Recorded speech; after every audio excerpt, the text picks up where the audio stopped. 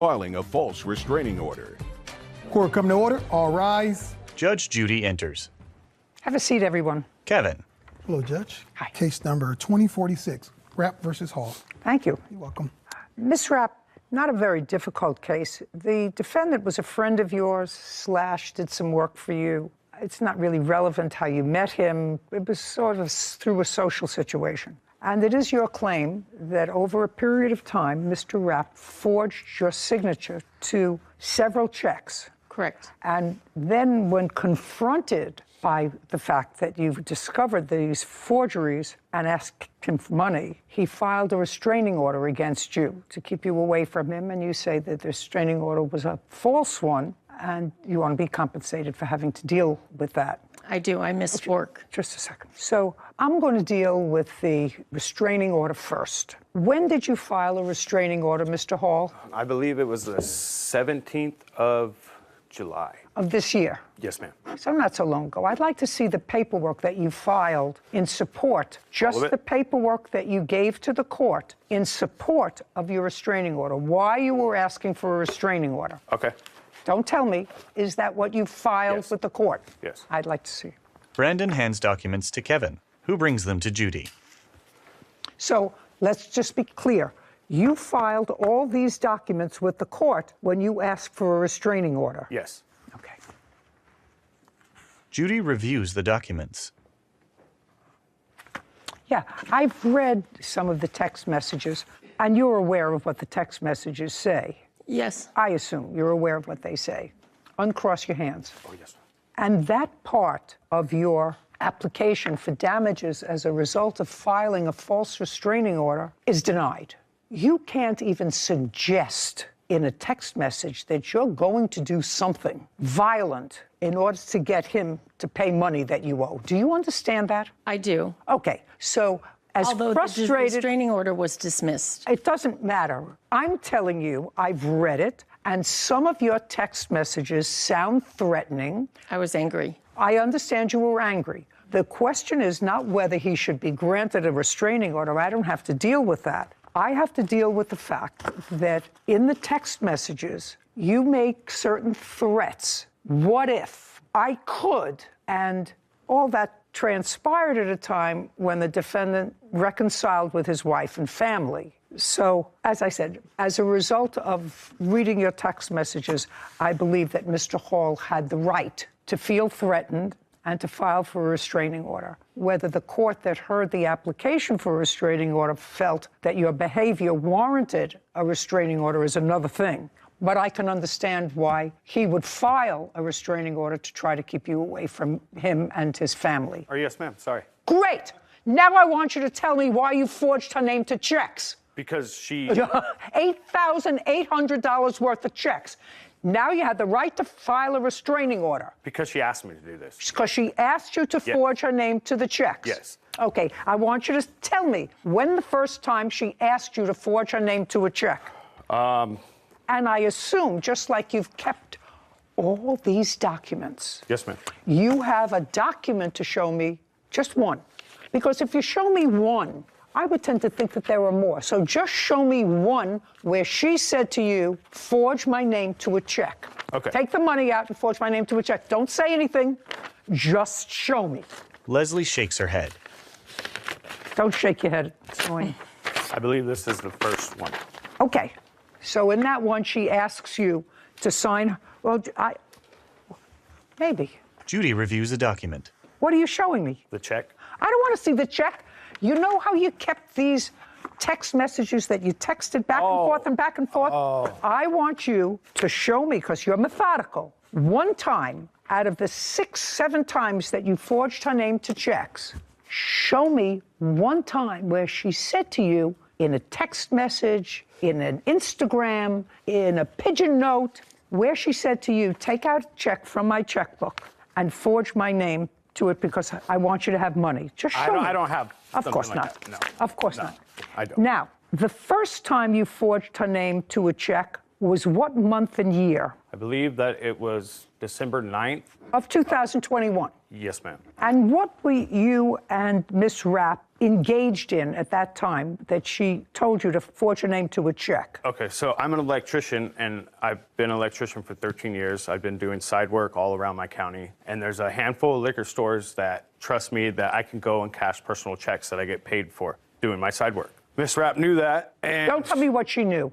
Okay, all right. So she would be locked out of her account for one reason or the other, and she would ask me, like on a Friday, she wouldn't be able to get access to her money, and I knew she had money. Well, she couldn't get access to her money, so these weren't your checks you wrote out. You wrote out her checks. It'd Right. be frozen out whether you went to take out money or she went to take out money. Right. Also, on a Friday, the liquor store would not deposit these checks until Monday. So I cashed these checks for her to give her cash. Did you ever have sex with the plaintiff? No. Do you think she wanted to have a relationship with you? I think so. Okay. I don't know. What makes you think so? Well, the text message. The text message. The text message that she Yeah. said to you.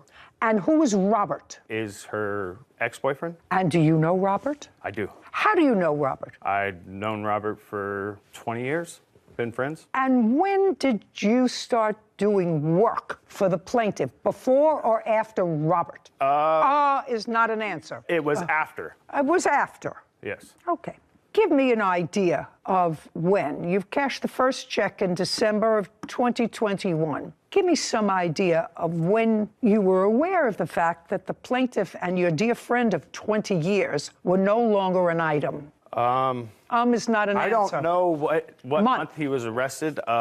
So Arrested for? June, maybe? Arrested for? I don't know his charges. I don't believe that. Okay. I want to see only with those forged checks, you would have put the money in her Venmo account. Your Honor, I don't see where I have the ones that I deposited in her account. These seem to all be her depositing into my account. Duh.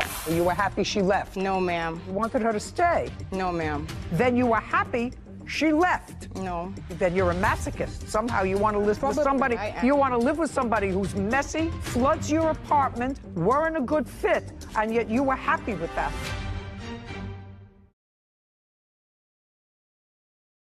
A courthouse. The Judy Justice logo appears. In the courtroom, Leslie and Brandon. Leslie Rapp claims her former friend and handyman, Brandon Hall, forged her checks and filed a false restraining order against her. Brandon says he had Leslie's permission to write the checks. I'm just telling you, I don't believe that you don't know the charges of somebody who you were friendly with for 20 years and who was arrested. I don't believe that you don't know, because it belies credulity, okay? That's fine. So before your dear friend of 20 years was arrested, did you ever cash any checks for her? No. After Robert was arrested? He nods.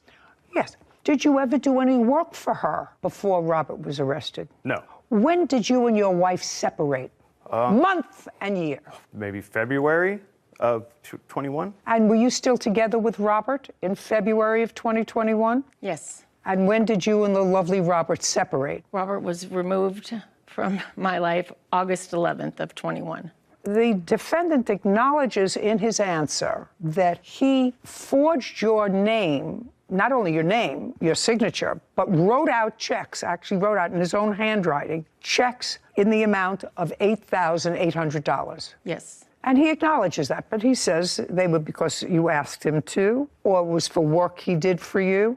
Those were your answers, right? No, these checks were not for any jobs that I did for her. They were strictly to get access to some of her money during the weekends and stuff. And then when she was out of town as well. Get her access to her money and when she was out of town. When she was out of town, if you cashed her checks when she was out of town, how did she get money? I Venmo'd the money to her.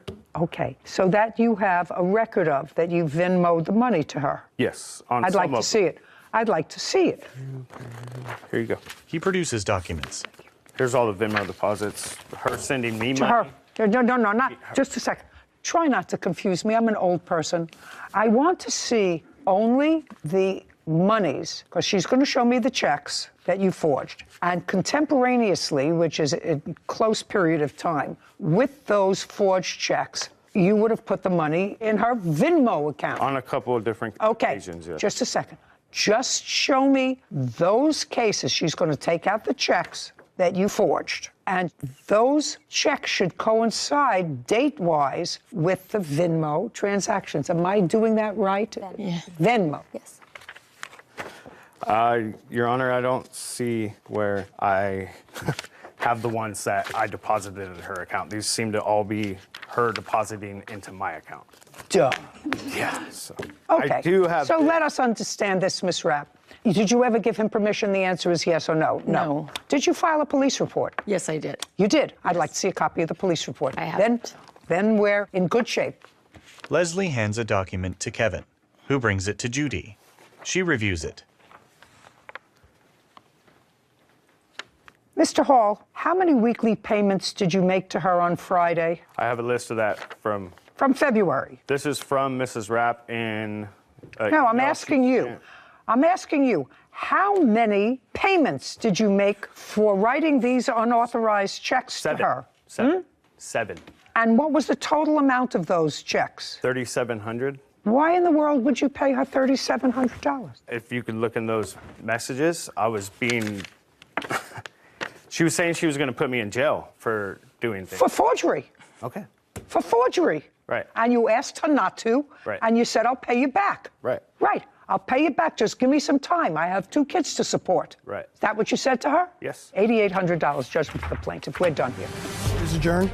Well, I'm happy about the outcome because I think it's bogus, man. I really need the money. Because she started all this craziness as soon as I went back to my wife. There was never a relationship between the two of us. After that, when she started doing all this, is when I went and filed for a restraining order. He did that as a direct retaliation for the police report I filed. She's gonna have to call somebody else for sure. It's definitely time for a new handyman. Judy and Sarah.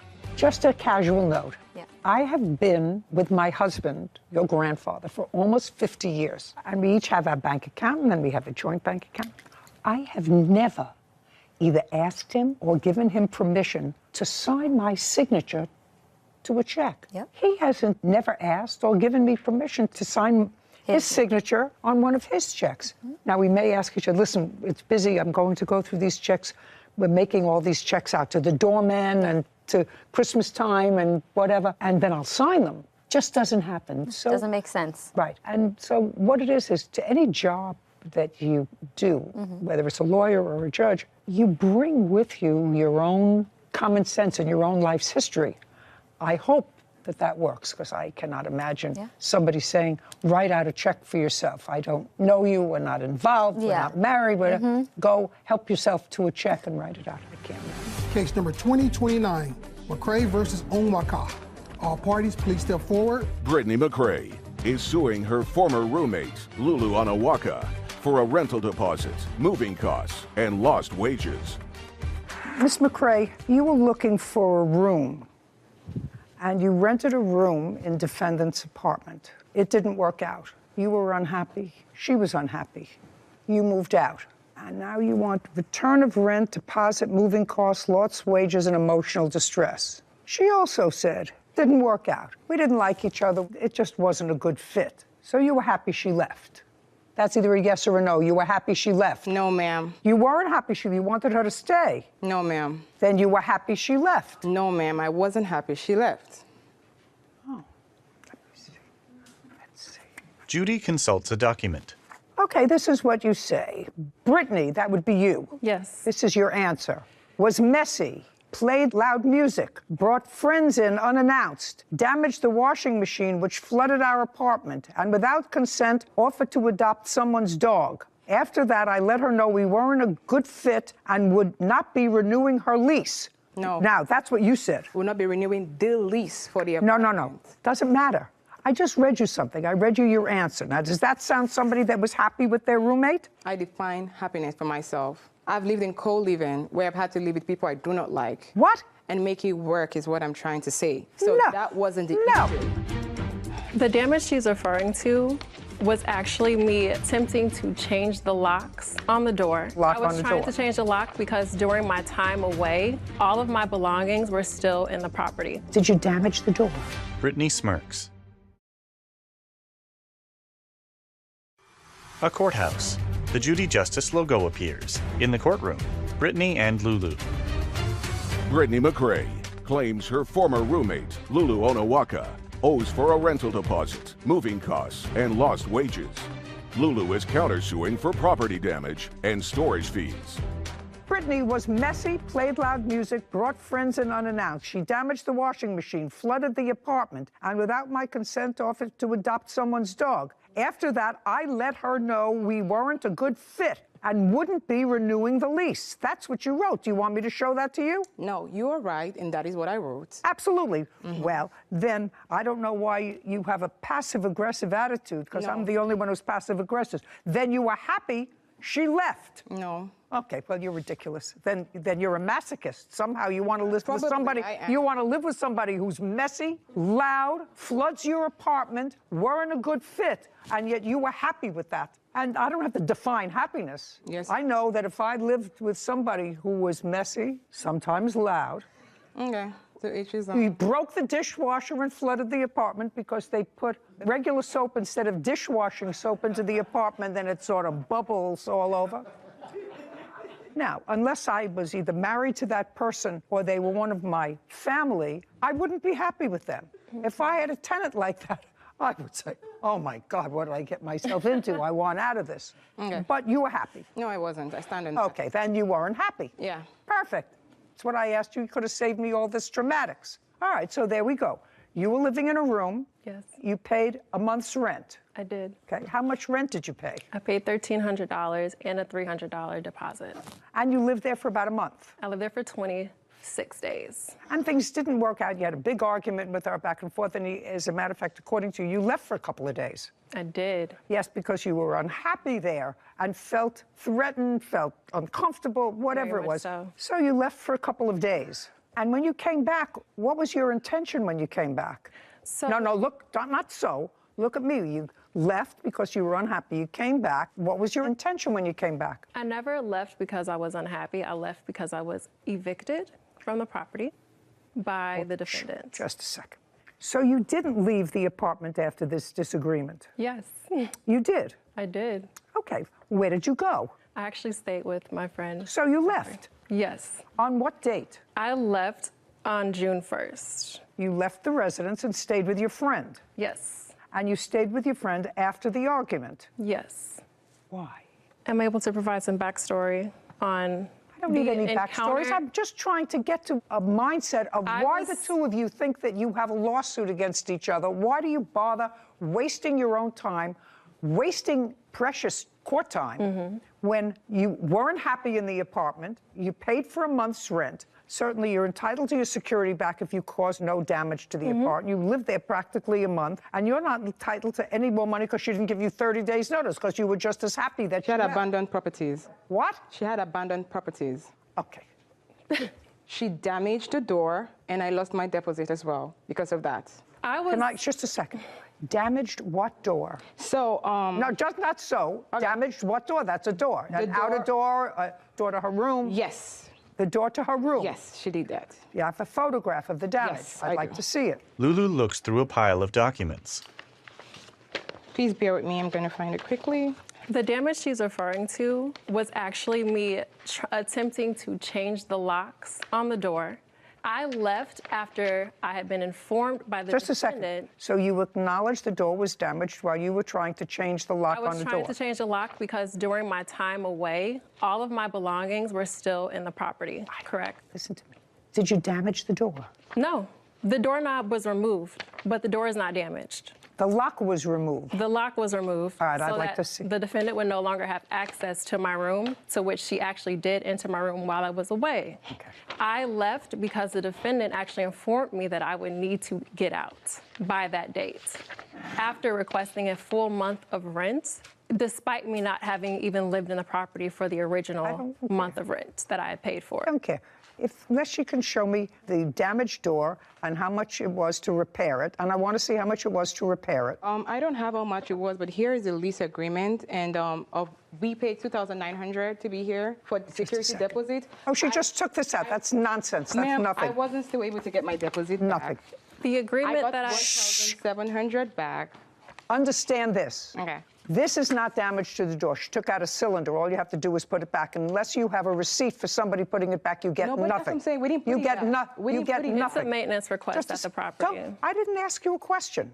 You're entitled to your $300 security back. That wasn't the security. That was for key and cleaning, and she was aware of it. $300 security deposit. By the way, are you allowed to sublet rooms in your apartment? That's a yes or a no? No. Just a, hey, No, hey, no, don't I look down. wasn't. No, I Don't look wasn't. down. No, So the I answer wasn't. is you are not allowed to sublet rooms in your apartment. Yes. Okay.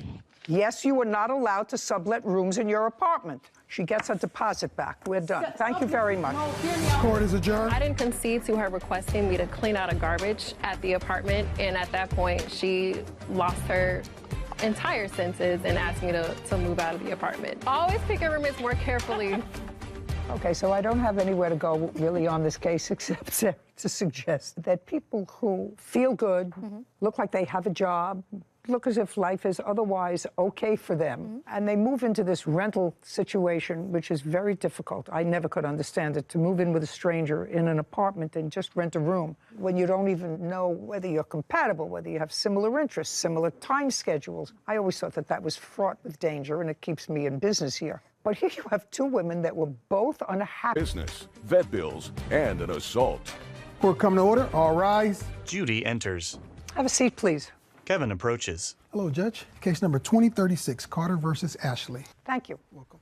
Your sisters, is that correct? Yes. You decided, according to your complaint, to go into a business, some sort of a doggy daycare. In what month and year did you decide to go into that business? This year, 2 months ago, May. Do you have any dogs of your own? Yes. How many? I have a poodle and 2 pits. And you? I have 4 pit bulls. Did they all live in your home? They did, yes. They did? Yes. The two of you decided to go into this alleged business and needed some space, according to you, and went to the defendant who was renting a house. Is that right, Mr. Ashley? No, it's not a house. What is it? It's a building. What kind of building? It's a commercial building. Okay. On this commercial building lot, there's a backyard or a back Yes. empty space, and it's an open space with a fence. Yes. So it's not a home. No. What arrangements did you make with the Carter sisters to rent them that space? I made arrangement with Deborah Carter. Yes. Charles hands a document to Kevin, who brings it to Judy. She reviews it. Deborah Carter. Correct. That's you. Yes. When for the first time did you meet Deborah? I think it was around the 4th of June. And she wanted to bring some dogs onto your property. Correct. How many dogs did she want to bring on your property? She didn't tell me. She told me she had a kennel. And when I got there and she had the dogs there in 2 cages, it was 7 dogs, 7 pit bulls. In cages? And yes, and they're there today. They're still there? Yes. May I see them, please? I don't have them, and I didn't know what to get together. Okay, I'd like to see what pictures you have, sir. He hands documents to Kevin. This is the 30-day notice that I've given her, and those are the pictures where she damaged. Miss Carter, sometime after June of this year, did you place dogs in this fenced-in open space in cages? Yes. Loud. You hear the way I'm talking? Yes. And how many dogs did you place in the cages? At that time, it was 7. 7 adult dogs. No, there's 3 adults and 4 puppies or 5. How old were the puppies? They were 6 months, 5 or 6 months. Who did the dogs belong to? Me. So all those dogs... Well... Judge, let's get it right the first time. This is not going to get easier. This is going to get harder, Miss Carter. So the 7 dogs that you... Stop playing with your papers. The 7 dogs that you placed in the cages were your dogs. Mine's my sister's and another friend. How many were yours? You had 4 pit bulls. Mm-hmm. Were your 4 pit bulls there? Yes. Yes, that's a yes. So you're 4. Your sister has 2 pit bulls. Were her... Look at me. Your sister has 2 pit bulls. Were her 2 pit bulls there? Yes. So that's 6. And somebody else had 1. Mm-hmm. Who was the person who had 1? They're not here. It's a friend. We were watching their dog. They Okay, have a so dog. you put your 4 pit bulls, your sister's 2 pit bulls, and a friend's pit bull in 2 cages. No, How many cages? there are 4 cages, but Okay, I'd like to see pictures of the Here you 4 go. cages. There you go. Denise hands a photo of caged pit bulls to Kevin, who brings it to Judy. and that's just to separate them Your Honor, when she by first, sex. Shh, just a second. Prior to meeting the defendant, where did you keep your 4 pit bulls? In the yard at my home. Was it in the backyard that you kept the 4 pit bulls? Yeah, they had space in the backyard, but they stayed in the house. And then when it's time to do their thing, they go outside. They stayed in the house in the living room. So they were house dogs? Yes. And what about your 2 pit bulls? I stayed in the front house. They stayed in the house with me. On what date did you bring your pit bulls to the yard? June 6th. 4th? June 6th. 6/6. And you paid him for a month. Is that right? Yes. How much did you pay him for the month? $500. And the 3 puppies that were 6 months old, what did you intend to do with those? We had people that wanted them. We were supposed Wait, to move. just a second. Were they yours or hers? Who did the 3 puppies belong to? Me. They belong to you. So don't speak for her. Okay. Good. I've been speaking for all my life. I don't care what you've been doing all your life. Right now, I'm getting answers to someone who may or may not be swift enough or savvy enough not to tell me the truth. Did you ever have more than 7 dogs in the yard? No. Okay. So this is what I'm sort of confused about. Of the 7 dogs that you kept in his yard, 6 of them were pit bulls that belonged to you. And what you're suing him for is, you say, because of him, you lost your kennel business where you want, well, that's what it says here. You lost your kennel business. Daycare. What? It's a a dog daycare. It's a daycare. There's no dog daycare. They were your dogs. No, we were supposed to be inside. We were only supposed to be outside for a week. The business is a business, like he said. It has a storefront. It has a middle section. The storefront is where we take the small dogs. When you come in, we'll greet you, assess it, bring in the small dogs. If you have bigger dogs, he has a middle section. We were supposed to split the building in half. And he never He split. never cleaned the inside of the building. We had to go in there, power wash it ourselves. We bought our own paint. We were only supposed to be outside for 2 weeks until his people cleaned the inside for us. Okay. Is that what you were supposed to do? no, Your Honor, they are lying. Okay.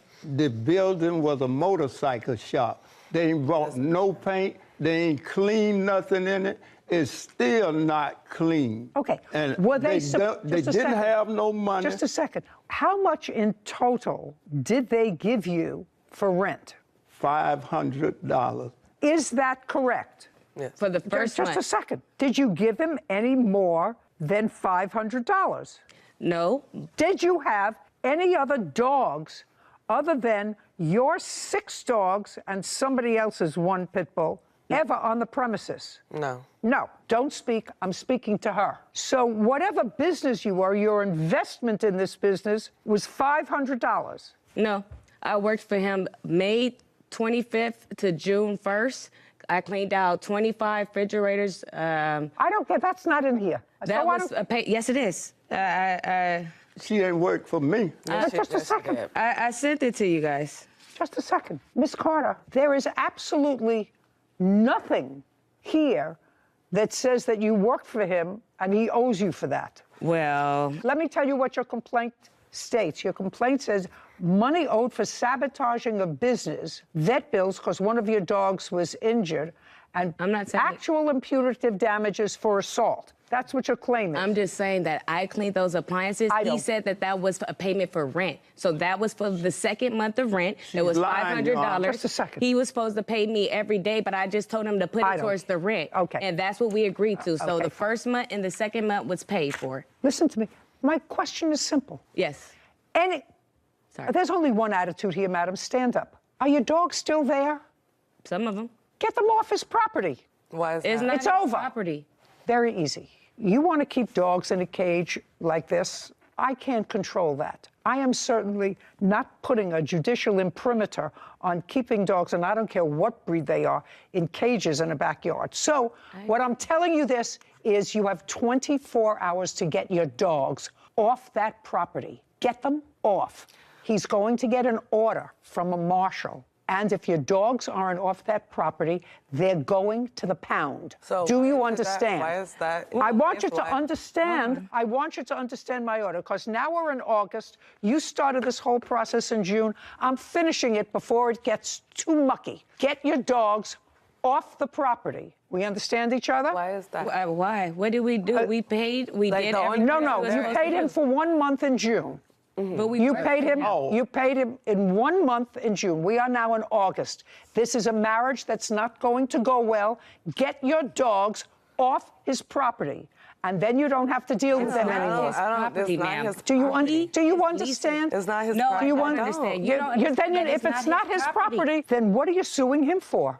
Because he's the one who stabbed me. Oh, just And a he's the second. one who- Just a second. So if we're eliminating money owed for sabotaging a business, and if you're suing him for assault, then I'll hear your assault. Then I don't have to hear any of the things about the dogs. So all I'm going to hear about is the assault. Tell me what happened. You were assaulted. That's what you want to tell me. Yes, July 5th, we had came. My witness, if she could speak, she had No, she wasn't assaulted, right? Yes. Okay. She was assaulted first, actually. She's the first one he swung on. Okay. Step up. July 5th. Your name is what? Priscilla Walker. You don't own any of these dogs, do you? No, ma'am. What were you doing on the property on the 5th of July? I sometimes go and help them with the dogs, clean up and feed the dogs. And those dogs that were there, they were there for at least a month from June 4th to July 5th. Correct. They're 6 pit bulls. Correct. Right? That used to be, according to them, in the backyard or in their homes, right? Correct. Okay, now, Priscilla, I want you to look at me, and they're your friends, right? So you went over to help them. Yes. I want you to tell me what it is that caused them to take these house dogs, dogs that were in their homes and in their backyard if they had to relieve themselves, don't speak, and move them into cages in a backyard in a commercial building. I want you to tell me that. Your Honor, that wasn't the intent. They moved the dogs for a bigger space because they're entrepreneurs and they wanted to start a business. Just a second, it's not their business. Business is starting a business with somebody else's dogs, not your dogs. They wanted to start a doggy, uncross your arms. They wanted to start, according to them, a doggy daycare. Mm-hmm. That I understand. But you don't start a doggy daycare by taking your dogs that are house dogs and putting them in cages in somebody else's backyard. Why not? Or somebody else's space. Your Honor, that's not necessarily true. We're millennials. When you're boosting a business, you want to use yourself and what you have as advertisement. And that's what they did. So the other dog that they did have was a friend, and the friend was actually paying for that dog to stay there. So it did deem it a business at that time. You still haven't answered my question as to why their 6 pit bulls were in cages when they were formerly house dogs for a month. Your Honor, the gentleman over here to my left did not allow them permit. They didn't have access to what they paid for. Just a second. Are you telling me that for a month they didn't have access for the dog? You just told me that you would go there and help them clean up. To the inside of the building that was promised. I'm not to them? talking about the inside of the building. Okay. And pay clear. We got the whole yard. Pay careful. Junkyard inside the building. They're not hearing all of you, and you're not answering my question. The 3 of you went there for what purpose on July 5th? To feed and clean up after the dogs. How'd you spend the weekend with them? I was not speaking to you. Deborah grins. A courthouse. The Judy Justice logo appears. In the courtroom, Deborah, Denise, Priscilla, and Charles. Denise and Deborah Carter claim their former landlord, Charles Ashley, broke an agreement to store their dogs. They also claim he assaulted them. Charles claims he was the one who was assaulted. Okay, if I was starting a doggy daycare business and I had house dogs, my little Shih Tzus, running around the house where they have been for years, I would not take them and put them in cages in a back vacant lot in order to demonstrate that I had a business. My dogs slept in the house. They slept in the house. They didn't roam in like your little Shih Tzus. They didn't do that. Just a second, you told me that they stayed in your house. I said they slept in the house, in a cage, in an area. Yeah, well, that's exactly what I'm saying. I don't understand how you could take your pets But they stayed outside. Because they we spent were their time offering throughout the other day. things. They We wanted slept to in the have house. one. All right, let's get to the assault. I'm not interested in this. Now, Your Honor, I have the lease here. I'm paying the owner $4,000 a month. He lied to the loaner and said he wasn't going to do any subleasing. He subleased the only to thing us. I'm interested in He is subleased to us. the only thing I'm interested in is the assault. The So, only- Priscilla, Yes, don't ma'am. speak. The three of you went there for what purpose on July 5th? To feed and clean up after the dogs. Okay, and you had done that before? Yes. And when you got there on July 5th, was that over a holiday weekend? Yes, it was. It was a Tuesday. It It was a Tuesday, so July 4th was on a Monday. Yeah. Had you spent the weekend with them? I was there. I'm not speaking to you. Had you spent the weekend with them? No. Yeah. Okay, you say yes, she says no. I'm not asking you a question. Do you understand? So you spent July 4th. Go ahead. You spent July 4th with them. Is either yes or no? No. When did you meet them on July 5th? Around the morning. Around what time? 11 a.m. You're asking me with a question. 11 a.m. I don't know if it was 11. I'm 11 asking a.m. you. 11 a.m. Did you have a discussion with them? Regarding? Regarding the dogs, what you were going to do that day? Of course, we always have discussions about what we're going to do during the Okay. day. When you spoke to Deborah, did you ask her when she had last seen the dogs? No. No, you did not. Deborah, prior to July 5th, when had you last seen the dogs? July 4th. What time? It was about 5 o'clock. I was in there, cleaned them up. He came, locked me in for 4 hours. Okay. So on July 4th, you were in there feeding the dogs. Yeah. And July 5th, you went back in the morning again to feed the dogs. Is not an answer. Yeah. Now, tell me what happened when you got there on July 5th. On July 5th, when we went inside to feed the dogs, I went to go turn on the water hose, and I noticed that the water would not come out. That's when they were in the kennels feeding the dogs, and I told Carter that, hey, the water's not on. So the door to the building was open. I believe they both stepped in. When they stepped in, there was like verbal altercation. So when they stepped in, you heard that there was someone else in the building? Yeah. Okay. And that would have been you, sir? Yes. On the 5th? Yes, me and another friend of mine. Okay. And what were you doing in the building on July 5th? It was about 6 o'clock that evening. My friend came by the house. He's a general contractor, and I'm renovating the building to set it up for business. So I said, come on, let me take you up here, show you the building. I need your help. We get up there. I open the gate, go in, leave the gate unlocked, and we walk through the building. When I come around, they are in the building. All three of them or just one? All three of them. Had you turned the water off to the hose outside? No. Do you I used know? to water the dogs when they didn't come because they'd be barking so, and the neighbors next door, I just moved in, Your Honor. I don't want to make no enemies. That's why I told them I'm not taking no more rent from you. Get the dogs out. Okay. I tell them you trespass. Just a second. So now you went inside, or the Carter sisters went inside. Yeah, I stood You there. heard some noise. Did you go into the building? Yes. Okay.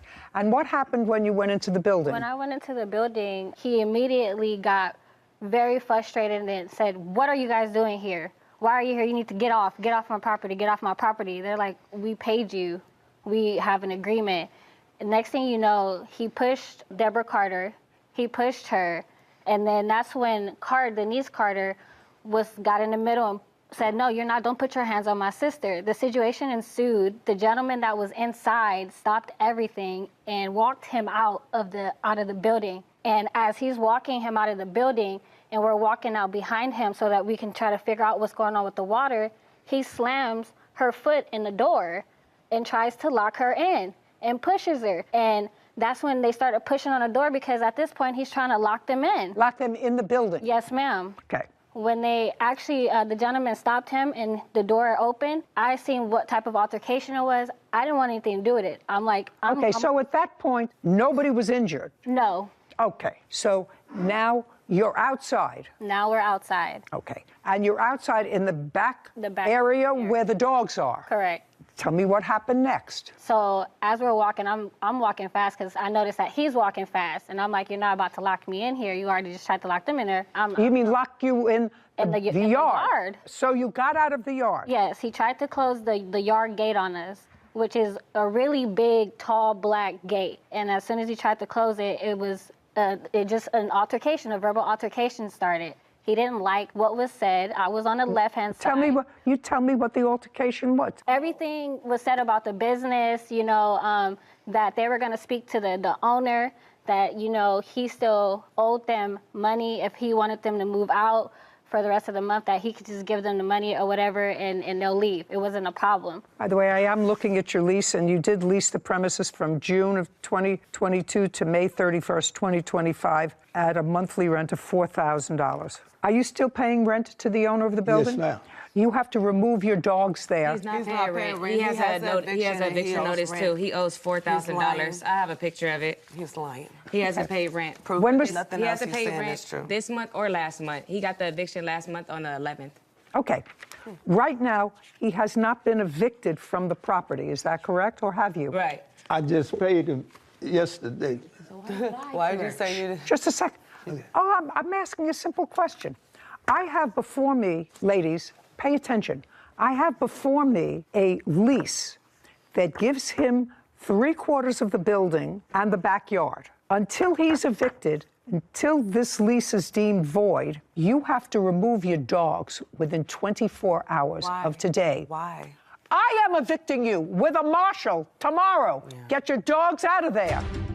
He has medical records that he received 5 staples in the top of his head. And that's not something he did to himself. That happened. That's not something he... No. Get up, stand up. Where do you think you are? Denise straightens. A courthouse. The Judy Justice logo appears. In the courtroom, Deborah, Denise, Priscilla, and Charles. Denise and Deborah Carter have accused their former landlord, Charles Ashley, of breaking their agreement and assaulting them.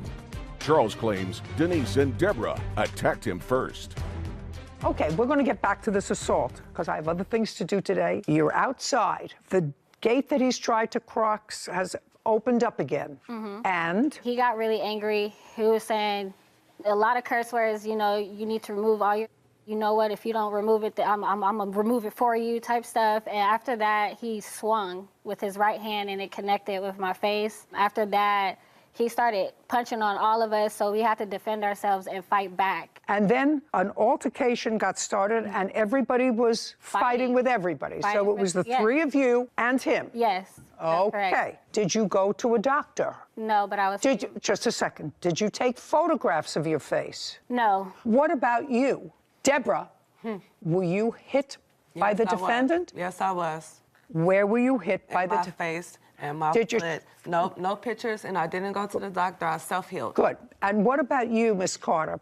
Where were you hit? Doctor. I had to go to the ER because I had to get stitches. I had 9 stitches. Okay. Well, tell me about the stitches. That's what I want to know. How did the cut that required the stitches take place? When he was attacking us, he was swinging on me, and he had a blade in his hand. And I thought he was punching me, but really when I was blocking myself, he was taking... That was the second occurrence, because after the first one, we tried to leave the situation. He was upset and put out a knife. We thought we were leaving, yeah. With he just came back with the knife, and now I'd like to see the records. Here's the knife records, and then here's the police records on when he was arrested, and that's just like my stitches and what doctor I went to and like my medication. Okay. Now I'm going to take a look. Kevin brings documents to Judy, who reviews them. Okay, Mr. Ashley, the only thing that I actually want to know about from you is there's no question in my mind that the plaintiff did not cut herself. No question. I want to know how she got cut. I don't know, Your Honor. I didn't even have a wallet on me. I'm 75 years old. I wouldn't even argue with her. I went to the back door, the gate, and they had a trash can where they had propped it open. So I went to move the trash can, and that's when this one hit me and knocked me down. And when I was coming up, Deborah hit me in the head with a 2x4. And blood just went everywhere. Did you go to the doctor? Yes. I'd like to see your report. It's in the record.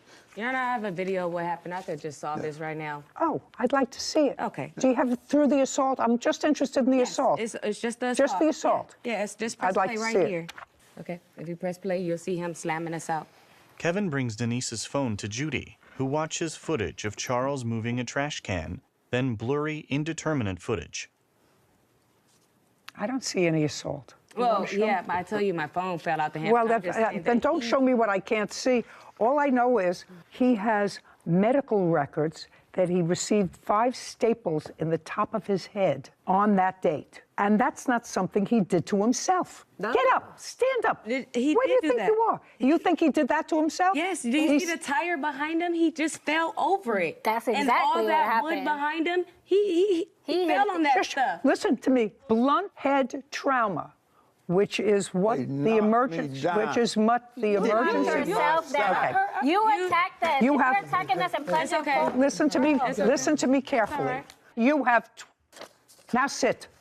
You have 24 hours to get your dogs out of that yard. You want to show me pictures of a trash-strewn yard? That's not where I would keep my precious house dogs for an hour. So get your dogs out of there 24 hours from today. How do I counter that? This is not a dance party. I'm ruling now. 24 hours, remove your dogs. You have nothing left to do with him. He wants you gone. I want you gone. I want those dogs out of the cages on that property, and I want them gone within 24 hours. Now, there's no question, Mr. Ashley, that both of you were injured in that altercation. No question. All I'm asking is, subsequent to your arrest, did you have a hearing? No, Your Honor, I have it right here. They rejected the case. May I see it? They wouldn't even hear it. Charles hands a document to Kevin, who brings it to Judy. She reviews it. They rejected it. Did you have a hearing? They didn't tell me about anything. They didn't tell you about anything. Well, that's because they rejected the case. Okay, I'm telling you, because I'm issuing an order, I'm giving it to you. You're the lawful tenant of the building. You can take it to a marshal, take it to the sheriff. Those dogs have to be out of there within 24 hours. We're done here. This court is adjourned. You know, it is what it is. I thought it was a good decision. It was the truth. He has no consequences. It just is the reason why you don't believe in the judicial system. I'm not going to be renting out to them no more, and I'm not going to rent to no. Jackson and Nicholas Smith for the balance of a wedding contract. Court come to order. All rise. Have a seat, please. Kevin approaches the bench. Case number 2030, Gordon versus Jackson Smith. Thank you. You're welcome. Miss Gordon, you're a wedding planner. Yes. You called her to plan a wedding that you were having in Las Vegas. Yes. Is your husband? Yes. The wedding was scheduled for what date? April 30th of 22.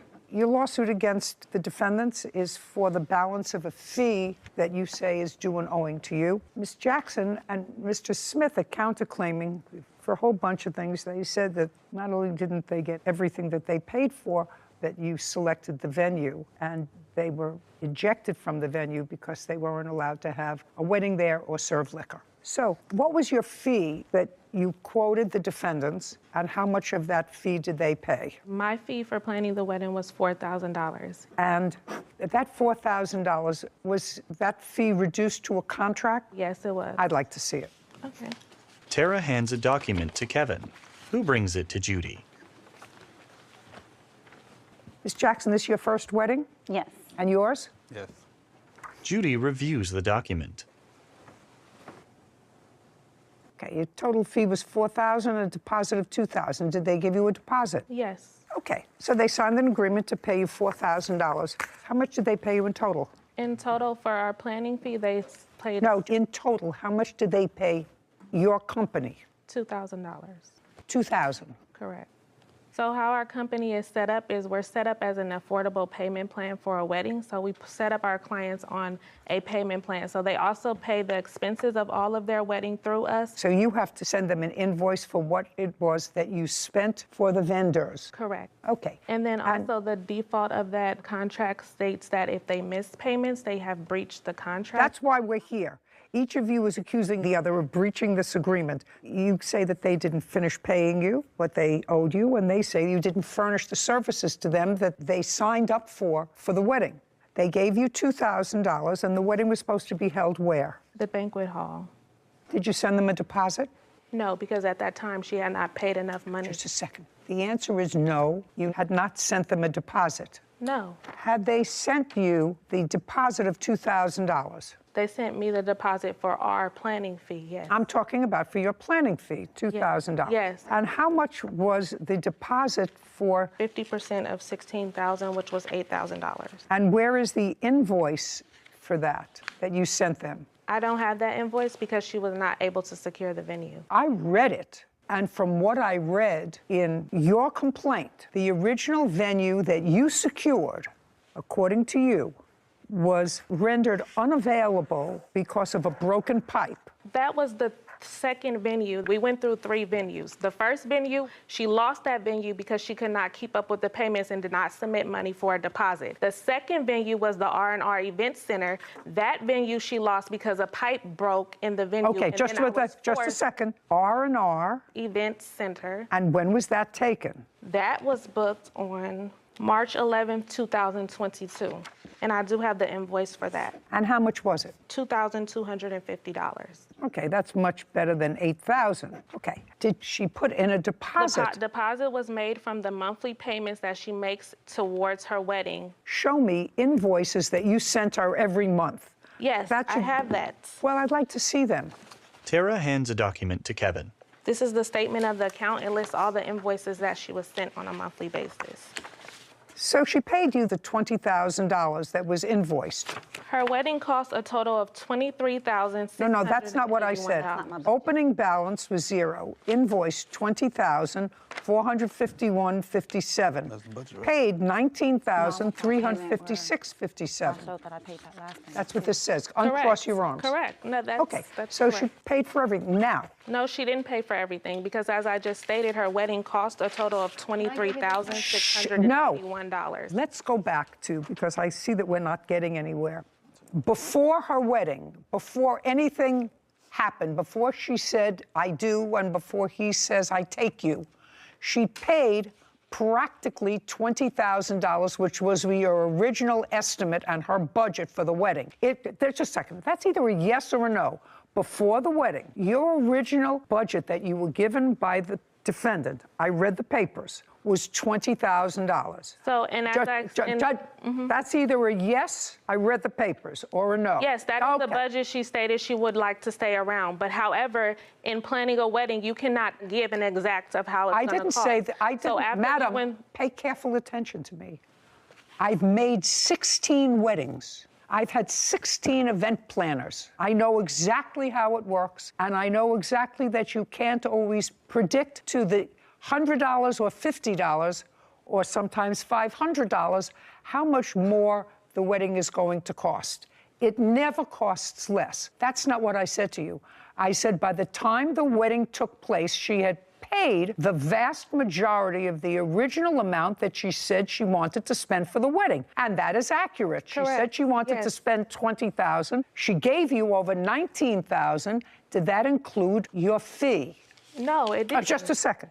So the answer is no. That's what she wanted to spend exclusive of your fee. Correct. Now, of your fee, she gave you an initial deposit, or they did, of $2,000. So that's either a yes or a no. She gave you $2,000.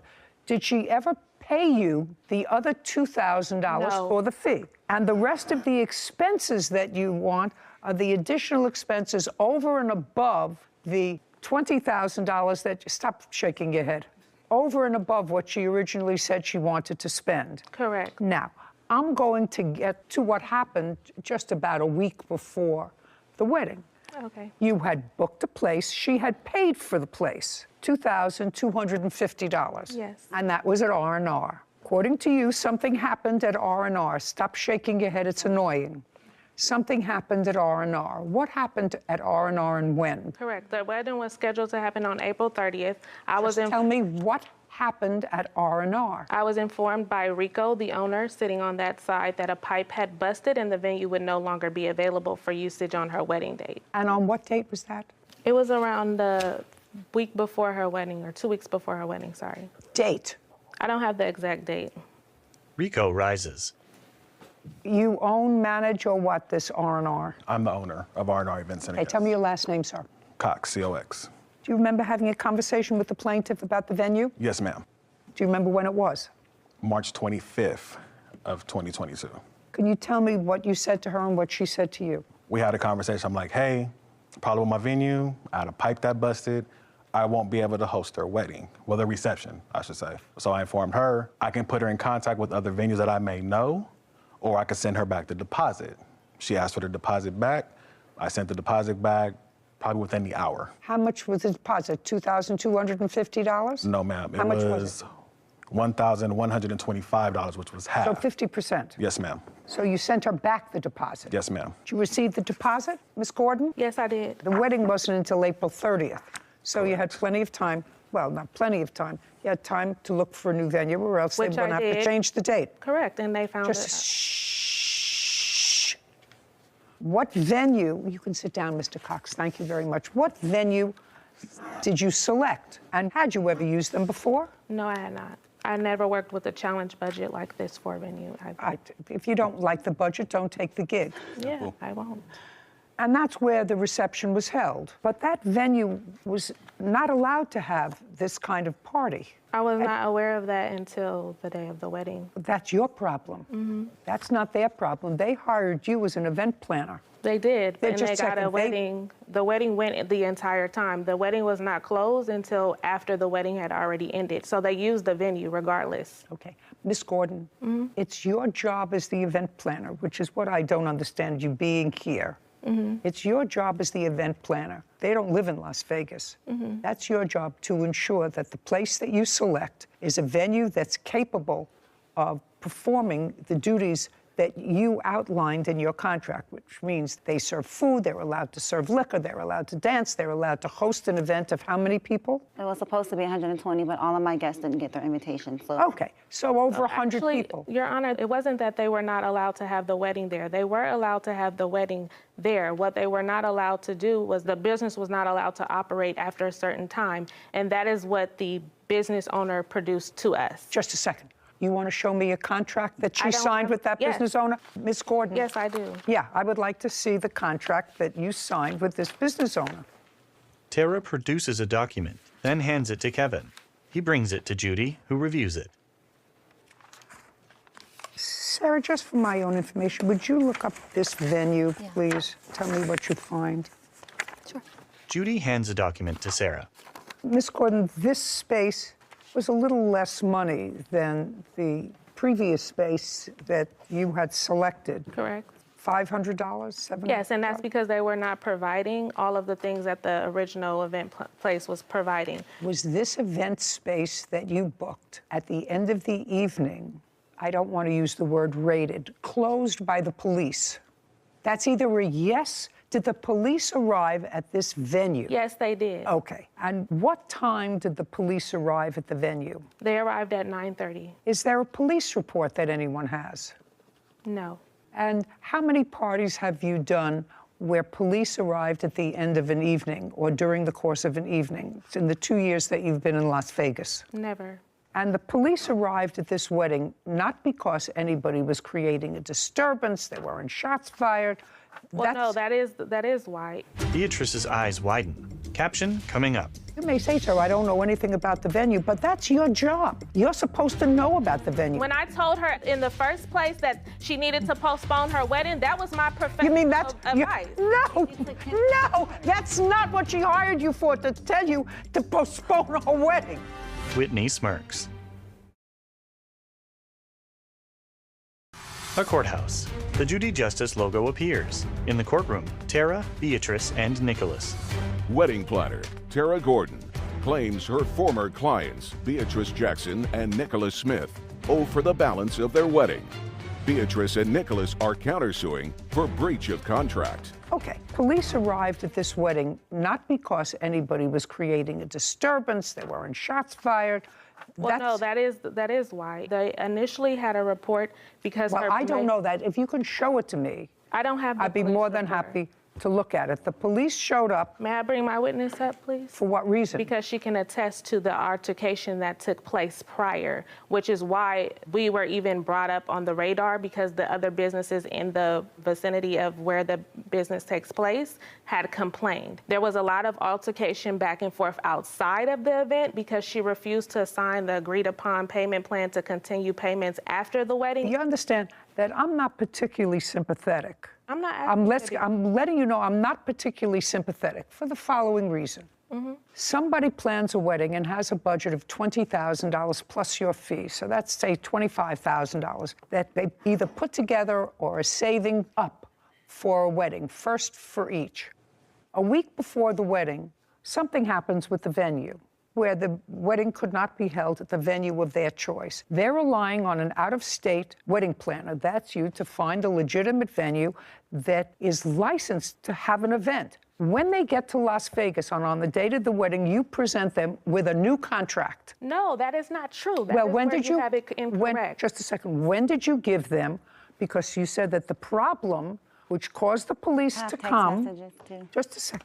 I don't understand. Before I selected the very last venue, she was on FaceTime with me, looking at the venue with me, because I informed her I've never worked with this venue. I don't know anything about the venue. I told her that the best thing for her is to postpone her wedding. She was already behind in payments. This is her third venue. Just a second, she paid you almost the entire $20,000. She paid it in March. In March. Doesn't matter. She paid you almost the entire 30 days before her wedding. That's what you're not hearing. I'm not looking at you.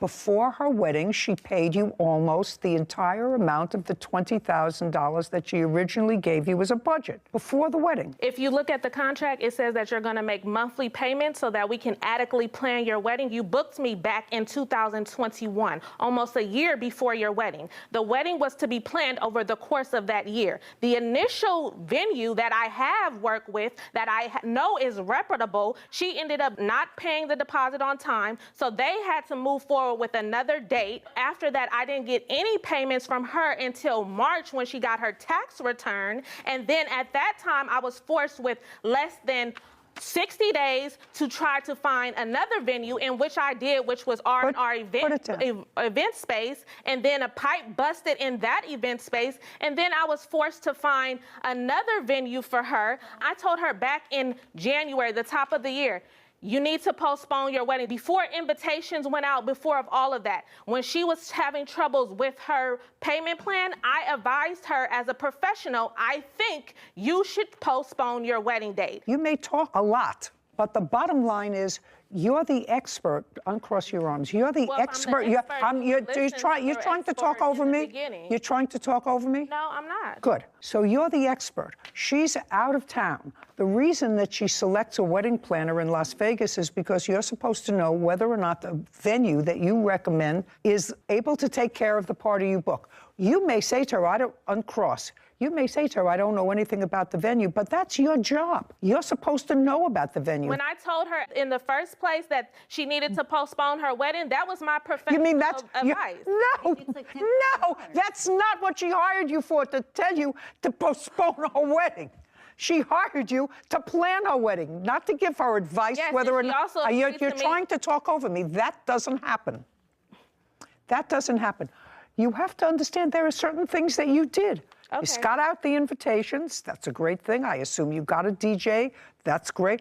All of those things. The wedding itself, to me, was problematic. If my wedding ended with the police coming to the venue, and it turned out that the venue was one where you weren't allowed to have that kind of an event, I would be annoyed at the wedding. They were allowed to have a wedding. No, they weren't. The police officer. The contract clearly states that. I don't care what it states. That's what the police officer said. And you know, because you have a police. I don't care what it states. I don't care what it states. You started to tell me before that the reason the police came there is because there was an altercation about you giving her another contract on that date, and there were words outside, and people were complaining, other people who were in the air. That's not what I said. What did you say? The night before her wedding, I explained to her. I want to know what's happened on the date of the wedding. Just a second. Can you let me finish so I can articulate? I want you to go because I have a limited amount of time and I'm getting very old. I thought what you said to me, and you're going to read this back, is that the reason the police were drawn to the venue is because of the arguments outside. Correct. With, let's read that That's back. what I just said. That was on the date of the wedding. Correct. You got married, and you're happy, and you had people at the wedding. She got a free wedding. And you $20,000. you're almost done. Do you understand? You're almost finished. Go ahead. Whitney reads the transcript. We were brought up on the radar because the other businesses in the vicinity where the event took place had complained. There was a lot of altercation back and forth outside of the event because she didn't agree to sign the payment plan. Okay. So the reason that you said, let's go back, that the police came to the venue and then shut it down because it wasn't allowed to be used for what it was used for was because there were altercations about this second contract. No, that's not the contract we were having an altercation about. That's what I'm trying to Oh, explain just a to second. you. On the day of the wedding, Miss Gordon, did you present her with a new contract to sign? That's either a yes or a no. Yes, I did, but not for the venue. That's It's not for the venue. I didn't say it was for the venue. Yes. On the day of her wedding, did you present her with a new contract? The answer is yes. Yes. You said you had discussed that with her the night before? Correct. And uncross. Oh, sorry. And the night before, did she agree to sign? Yes, she Just a did. second. A new contract? Yes, she did. Okay. And the new contract provided for what? The new contract that she was supposed to sign Provided for what? provided for the remainder balance of the $23,681 that her wedding actually cost. Because she had only paid $19,000, you have the sheet, so I don't have the exact number. $19,356.57. Correct. So since she had only paid that amount and the total expenses for her wedding were $23,681, so the night before she agreed to make a payment plan with me to extend her payments beyond her wedding date to pay off this remaining balance. And is that what she agreed to on the phone? Is that what you're saying to me? Correct. She agreed with She you agreed on... She agreed on the phone to pay you the additional $3,500 or $4,000, and she agreed to pay it over time. Correct. And that was Friday night. Correct. And then she got to the wedding. Correct. And at what point did you present her with the new contract? At what point in the event? Upon her arrival to the reception venue. Now, what happened when you got to the reception venue? You'd already gotten through the ceremony, so you're already married. What time did you get to reception? So the reception was supposed to start at 5.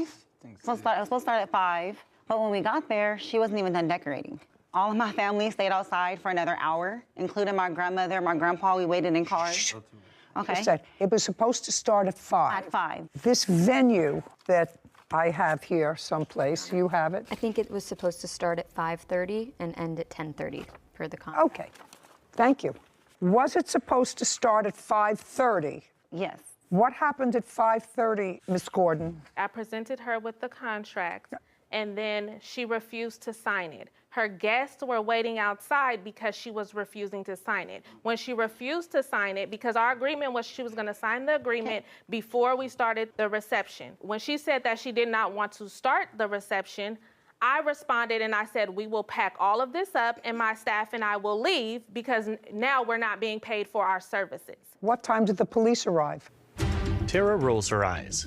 Caption coming up. I'm telling you, I would be furious if I spent $20,000 for a wedding and my evening ended by the police having my guests leave. Furious. Sarah shakes her head. A courthouse. The Judy Justice logo appears. In the courtroom, Tara, Beatrice, and Nicholas. Wedding planner Tara Gordon has accused her former clients, Beatrice Jackson and Nicholas Smith, of refusing to pay the remaining wedding balance. Beatrice and Nicholas claim Tara booked an illegal venue for their reception. So, what time did the police arrive? The police arrived at 9:30. And did the police tell everyone to leave? Yes, they did. And told everyone that they had to leave? They arrived and they told me that everyone had to leave. Whether they told you or whether Yes. they told them. Yes. They said the place had to be cleared. Correct. And that was an hour before the termination of the event. So at the end of the event was... The event was supposed to end at 10:30. Police arrived at 9:30. That's according to you. That's an hour short of the event time she was supposed to have at the venue. No, the event was supposed to end at 9:30. This is her timeline of events that was supposed to take place. This is the contract. That's the time that I have the venue too. I have to clean up. The agreed upon timeline is here. The wedding was supposed to end at 9:30, giving me an hour to clean up. I'll take a look at what you have. I'm just telling you that this is the signed contract. That's signed between me and the venue because they were giving me an extra hour to clean up. That doesn't say that in here. Because I booked it for a timeline. I booked it from 5:30 to 10:30. I outlined everything that takes place. It ended at the last song of the night was at 9:30. And she went through the last song. We made it through the last song of the night on time. Could I take a look at that? Kevin brings Tara's phone to Judy. I just can't wait till it's my turn. Judy reviews a document on the phone. Well, the last song of the night was supposed to start at 9:30. Yes, and it started earlier because we made it through and she was done dancing. And by the time the police came, it was just mingling and dancing going on. So she had made it through her entire wedding reception is what I'm trying to state. Rico rises. Yes, Mr. Cox. Please. Hey, Your Honor, I'm back. That's not true. The police actually came at 9 o'clock, and... Were you there? I was the DJ. You were the DJ? Yes, ma'am. Oh. That didn't get paid. Don't. Oh, he got Don't. paid. He got paid. Speak. So the police arrived at 9 o'clock. That's correct. And what happened when they arrived, Mr. Cox?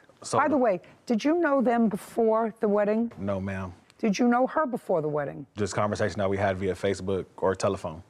No, he did not know me So no. prior to the I'm not talking to you. I'm talking to him. She booked your services. Yes, ma'am. And how much were your services for the night? My DJing services were $500. Were you paid? No, ma'am. What happened when the police arrived? The police came, asked everyone to leave. Do you know anything about this venue space where the wedding took place? Yes, ma'am. Tell me about it. It's a storefront. So are a lot of venues in Las Vegas. Your case is dismissed. Do you understand? This is not a free-for-all. As far as I'm concerned, you got almost exactly what her budget called for. And I have one vendor that wasn't paid. Because she didn't pay. It's clear. Well, how do I know that you paid the other vendors? At least I know one vendor that you didn't pay. And she paid almost $20,000. They got paid because, okay. I have two things. I have one vendor that's here that wasn't paid. You were paid almost $20,000. The balance, part of it, is for your fee. Part of it is my for... fee was not... Are you saying that part of this money that you're suing for, this $4,000, was not part of your fee? The $4,000 that I'm suing for is part of my fee. Of course, that's what I said. So part of that money was for your fee, and part of it was for vendors. I have one vendor here who says he wasn't paid. Well, I have receipts from other vendors if you like to see. No, I know you had a lot of vendors, but you didn't pay him. He's the only I didn't pay him body. because she didn't pay me. It's clear. She didn't pay me enough money to pay her venue. I have here proof of how much every item in her wedding cost, which exceeded the $19,000 that she paid. Clearly, she owes more money. That's the facts of the matter. She owes more money to what her wedding cost. She's countersuing you for ruining her wedding because you booked it at a venue that wasn't allowed to have a wedding.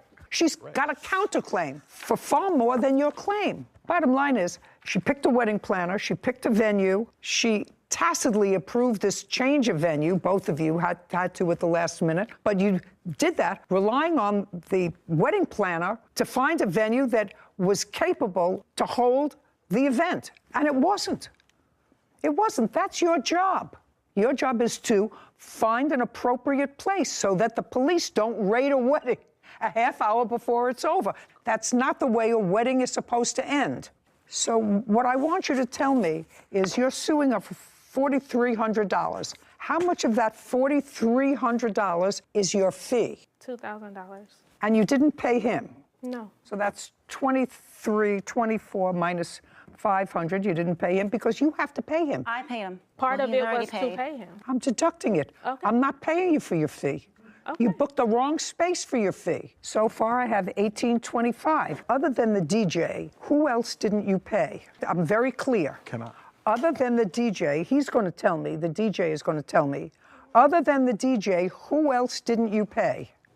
Mr. Cox, could you stand up, please? You seem to want to tell me something, and since you didn't know either one of these parties, I'm going to let you tell me. Do you know any other vendor other than you who wasn't paid? The bartender also was not paid. Bartender. That's correct. Which is his wife.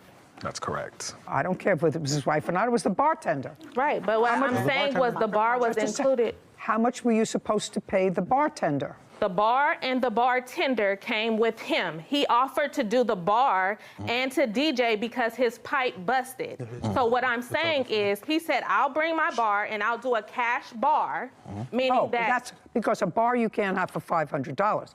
So we'll do a cash bar. Correct. Did you do a cash bar? Yes, ma'am, I did. Okay. So you made some money off the cash bar? Yes, ma'am. Yes, of course. Got it. Now you can sit.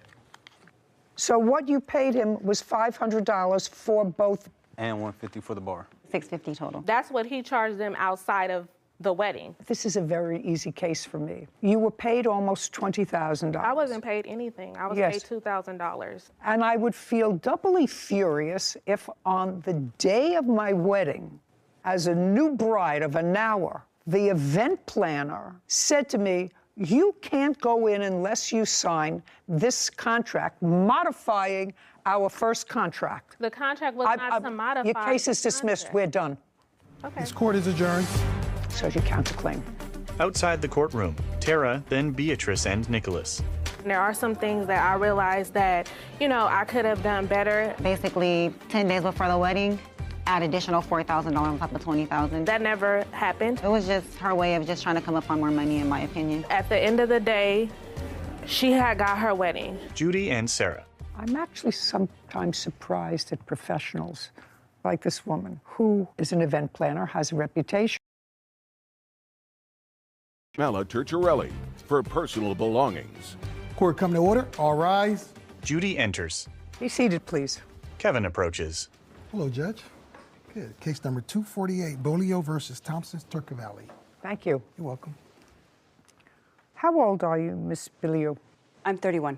You have 2 kids? I have 3 children. 3. How old are they? I have a 10-year-old daughter and 2 sons that are 4 and 5. What kind of work do you do? I stay at home with my children. And how long have you been staying at home? Since my first son was born. So for 5 years? Yep, my first son. And what had you done before? Housekeeping, and while I was pregnant with both my sons, I did do beet harvest. There came a time, sometime, I think, was it last year, that you needed a place to stay. Yes. 2021. Yep.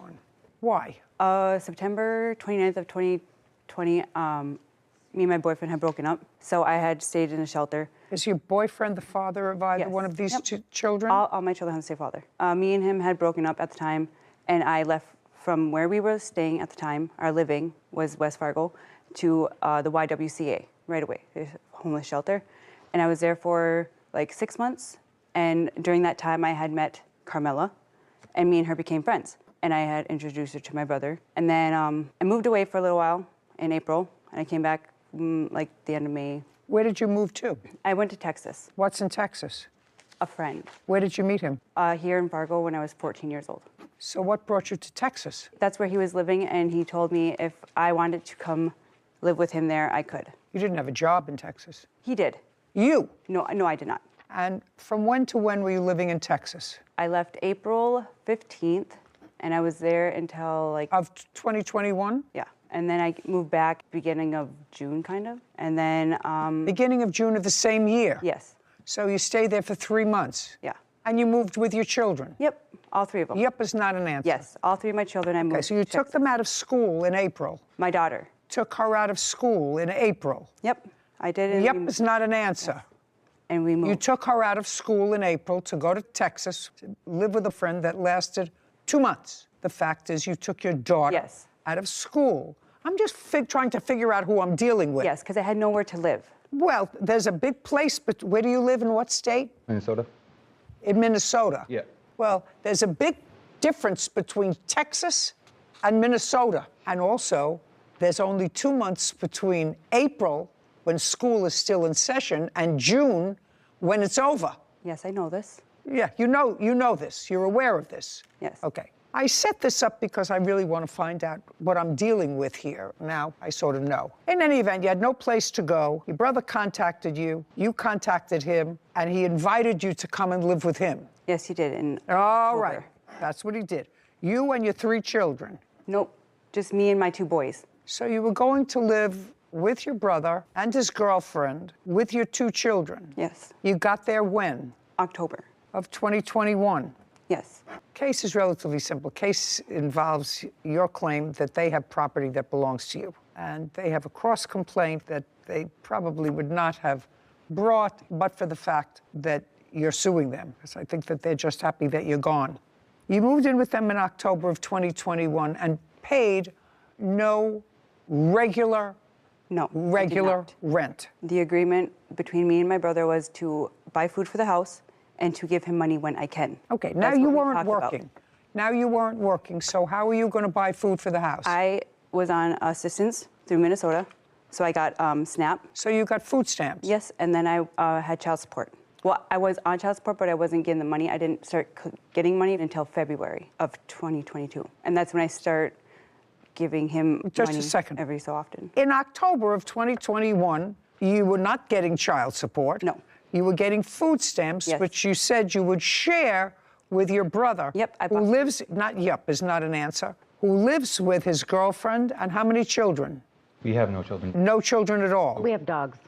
That's fine. So you were sharing some of your food stamps with your brother and his girlfriend? All of my food stamps went to the house. Well, that's where you were living? Yep.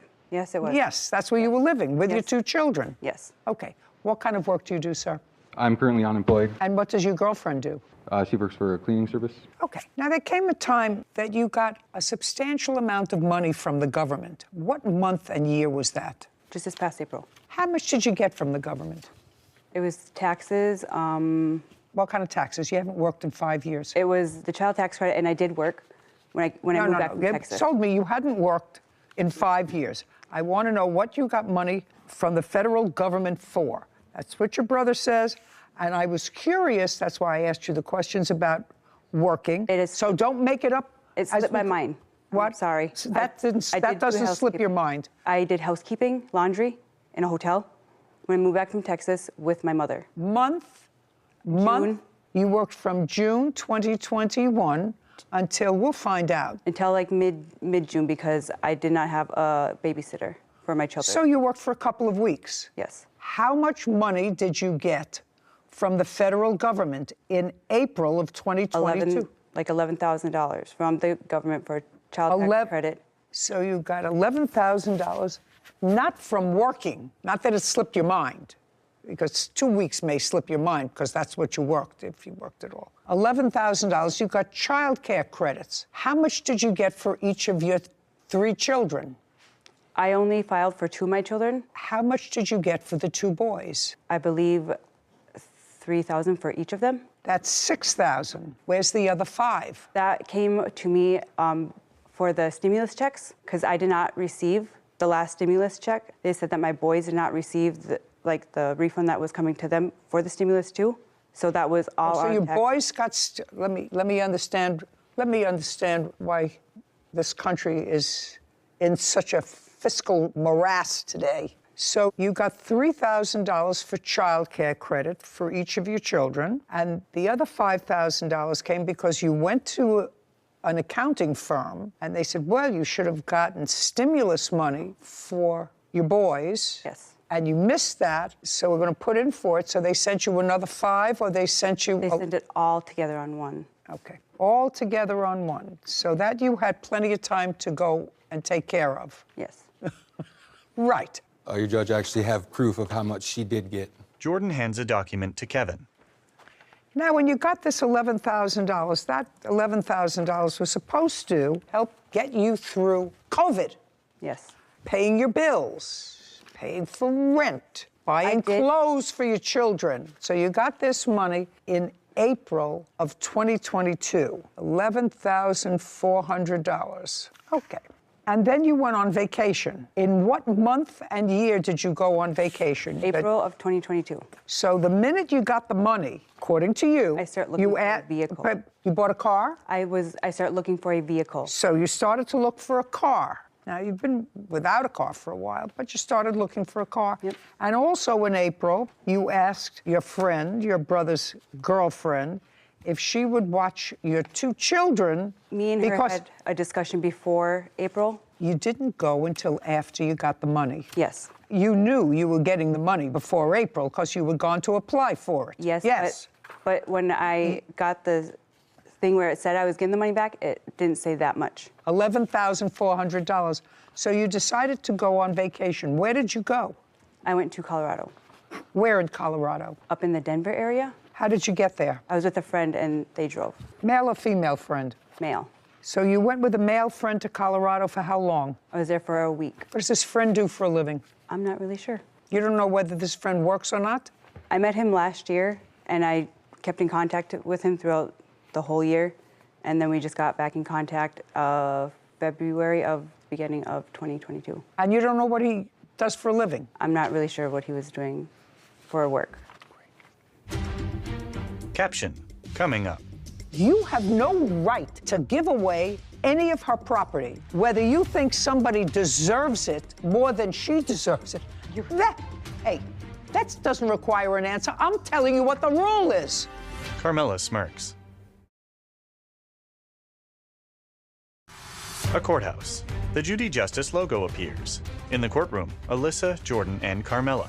Alyssa Bolio claims her brother, Jordan Thompson, and his girlfriend, Carmela Turturelli, owe for the value of her personal belongings. Okay, so you went away for a week, and according to what I read, you made arrangements with your friend, your brother's girlfriend, to take care of your two children, and you agreed to pay her $400 for the week. Yes. And then you went away for the week in April. Did you come back after a week? Yes, I did. On what date did you return? The Saturday right before Easter. Date? April 19th, Your Honor. And then what happened? I came home and I talked... April 19th? Yep, I came home on April 19th and I talked to my brother and Carmela. I stayed at the house for a little while because my boys were not there when I got home. What a little while? I stayed at the house for maybe 2 hours and got all my stuff into the house, and my boys were not there. So I believe I went to my sister's house and to my mother's house, and I did not know where my boys were. Just a second. If your two boys weren't in the house... I had asked them where they were. You asked them where you were and they told you it was a secret? No, I asked them where my children were, and they said that they had went with their father. So you knew where they were? When I got home, I knew where they were. I didn't know that they had left previous to me arriving home. When you got home from being away with a new friend in Denver, and you said, where are my boys? Duh, where are my boys? They're with their dad. So you went to your sister and mother's house, and then what happened? And then the next morning, we left to the cities, and the next morning? On Easter Sunday. On Easter Sunday, who's we? Me and the friend. What friend? My friend that I went to Denver with. So you went where? Minneapolis. How far a ride is that? 4-hour drive. You intend to stay over there? No. We were going to go visit some of his friends and then come back. But next thing I remember was waking up in the hospital. And I contacted my brother when I did. You have the hospital records? No, I do not. I contacted them. You have, just a second, you have an admission record? No. Do you have a bill from them? No, because I don't get billed. Of course you get bills. When you leave the hospital, they say either you owe us this amount of money, that's what you get when you're discharged from the hospital. You may not be able to get hospital records, but it would certainly be interesting, madam, for me to know what. The next thing I knew after you were going with your friend to the cities to see some of his friends, you don't know anything until after you wake up in a hospital. Wouldn't you be concerned? As soon as I woke up, I contacted my brother. What date? I'm not sure. I don't remember exact dates. I mean, you have 3 children.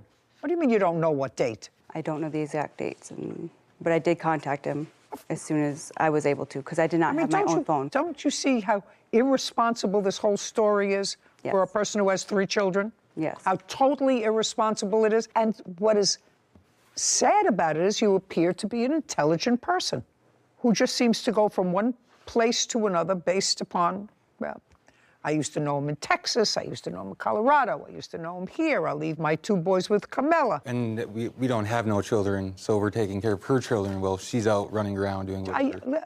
I didn't ask you anything. Okay. I can actually visualize the picture, and sadly, so can you. What date did she finally contact you after she disappeared again? So after a Thursday after Easter Sunday. Thursday after Easter Sunday, so that's the 21st of April. Is the Thursday after Easter this year. It was actually Monday, the 25th. We got records. That's when I came home. I don't care. I just want to know when you showed up again. I contacted my brother, and I let him know what had happened. And then he was asking about our father, like I was supposed to go pick up our father. I don't care. Let's get to the lawsuit. Now that I understand the characters that I'm dealing with, it is your claim that your brother and or his girlfriend took some of your property, didn't give you all your property that you should have had, because they finally said, we've had enough of you and your shenanigans. Goodbye. I did Good not idea. start leaving the house until that April. I was in the house the whole time with my boys. I've asked them maybe to watch them overnight a couple times, but that's it. I don't care. They had enough of you. You didn't pay rent. They could say to you, goodbye. We tried to do our best. You took advantage of us. Goodbye. Now, that being said, you stayed with them for how many months and didn't pay them any rent, any utilities? How many months? You and your boys? 4. Oh, 4 months. Because I started paying my brother in February. Paying him what? Money. I gave him money. No, I don't want to know who gave him money. Rent. I know that at your age, maybe you think you're too young. On a state maybe you're too young. Amount. They either rent their house, they have a mortgage on their house, they have things that they have to pay. We did not agree upon a set amount for every month. We did not agree Well, don't you think you should agree on a certain amount every month? You just came into $11,000. And it was actually way more than 4 months. You just came into $11,000. You've been living off somebody else's largesse. You just came into $11,000 that I gave you, or they gave you, but you certainly didn't work for. So you say to at least the person who you're staying with, listen, I'm going to give you a couple of $100s a month just to cover my share of the expenses because you're 2 people and we're 3. I gave him $400 when I got my taxes. As soon as I got it, I gave him money. Did you pay Carmela for watching the children? Yes, I did. $400? Yes. Okay. Did she pay you? Yes. She says in her complaint that you sold a computer of hers. She says you felt that she owed you more money because you actually watched the children for a longer period of time than the week that she paid you for when she doesn't remember where she was. Did you sell her computer? I actually gave it away. No, I don't believe that. I did. And it's not Well, why her would you computer. give it away? That's just spiteful. Because it was family, and... What do you mean it was family? It was family. I am not your family. I don't want you to speak. You have no right to give her things away. It wasn't hers, and I have proof right here. Whose was it? Who knows? I guess her friends. That doesn't matter. It was in her possession. It was in our possession, actually. It was. She left it with us when she left. I left it at the house. No. That you may think is in your possession. She asked me to sell it for her. What? She even asked me to sell it for her. But it was not Just in your a second. possession. It was in my room. Madam. Yes. If she asked you to sell it for her, then you don't give it away. Well, if she says, sell my computer for me, then you sell it. Then you don't say, I can't sell it, so I'm just going to give it away. I gave it to one of the kids in the family that I thought could use it way more than her trying to use it to bail out her friend from jail. That's not... And she owed me a whole bunch more money. Who died and left you boss? Well, me in the house, because it was our house. Can I ask you a question? Yes. You met her in a shelter. Yes. How long have you lived in that house that you're currently living in? August of 2018, to be exact. Before that, the lease was in my name. What part of I don't want to hear you? So you moved into his house? Yes. Right, so it's not your house. Well. It's his house. And since you're not his wife, you're his girlfriend, for now, you have no right to sell or give away any of her property, whether you think somebody deserves it more than she deserves it. That doesn't require an answer. I'm telling you what the rule is. Oh. Caption coming up. You wanted them to sell your TV, jacket, and all of this is so that you can get him out of jail. Yes. Oh.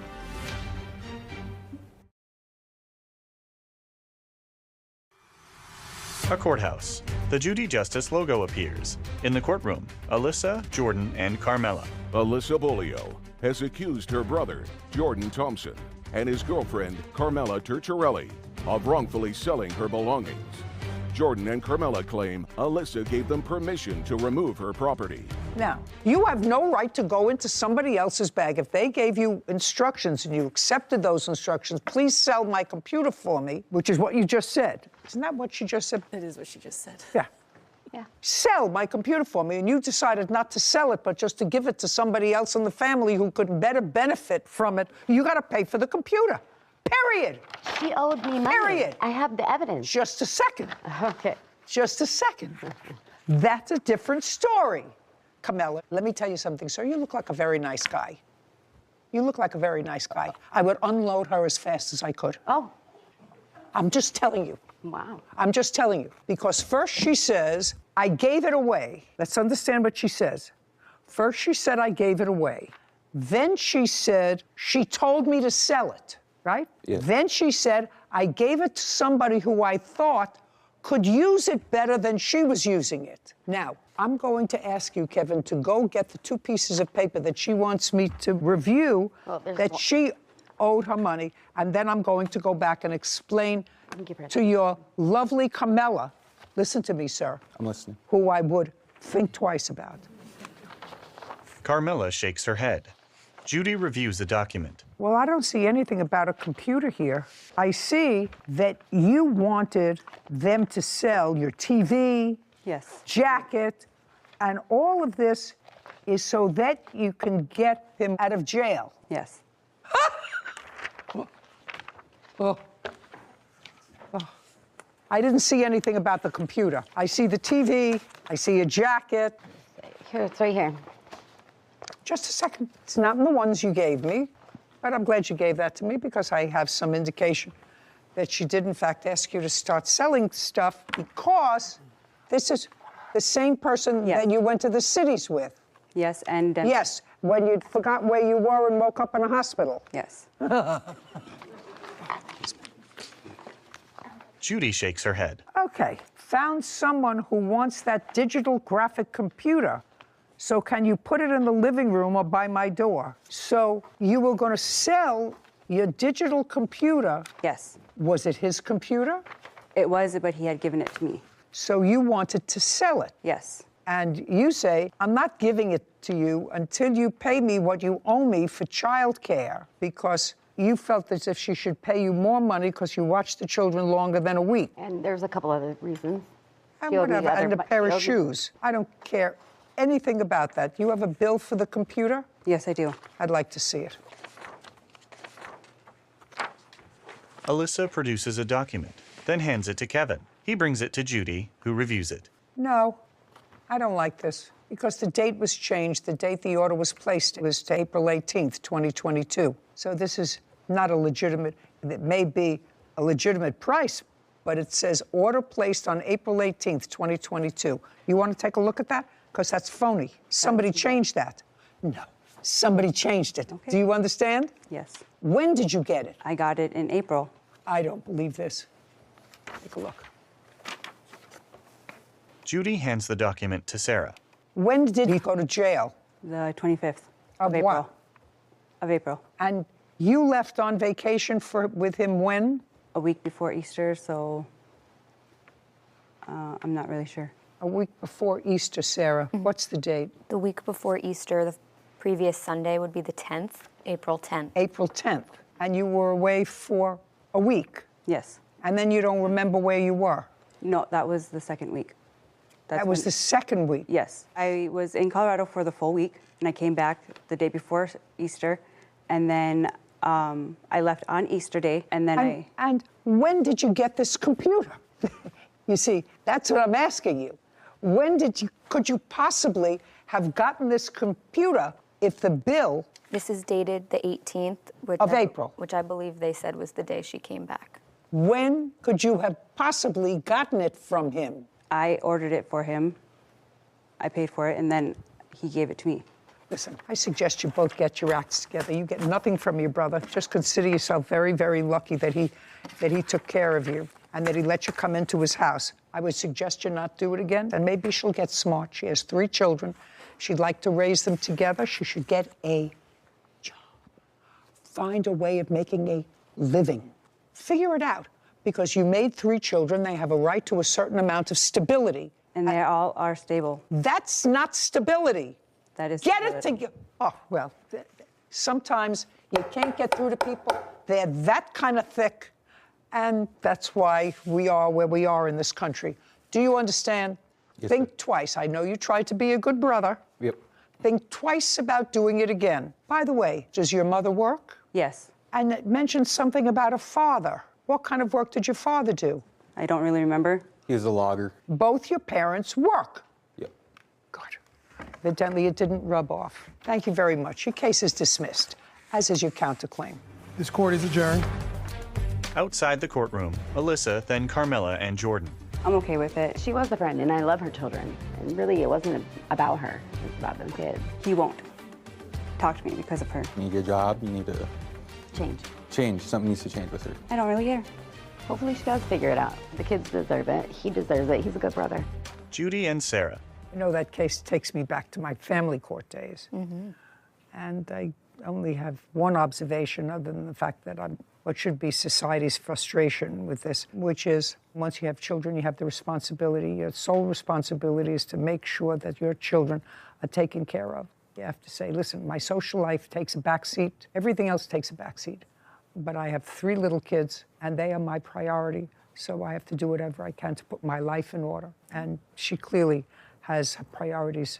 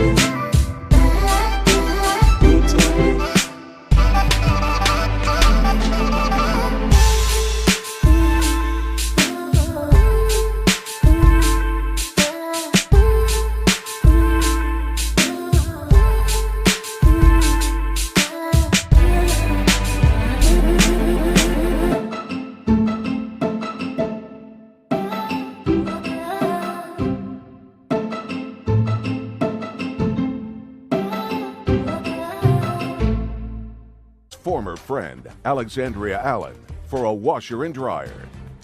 Court come to order. All rise. Have a seat, please. Kevin approaches the bench. Hello, Judge. Case number 2043, Pelletier versus Allen. Thank you. You're welcome. This young lady is a friend of yours. A former friend, correct. How friend? I met her from another mutual friend that I had, and we just formed a relationship together, just a friendship. Are you married? I'm not, I'm single. Any kids? No. And what about the defendant? She does have 2 kids, and she is married. Currently? Yes, currently married. Are you also friendly with her husband? Yeah, just friends. We were, yeah, before all this took place. So that all of you were friends? Yes, at one point, yes. Case is relatively simple. Miss Allen's washer and dryer stopped working. Correct.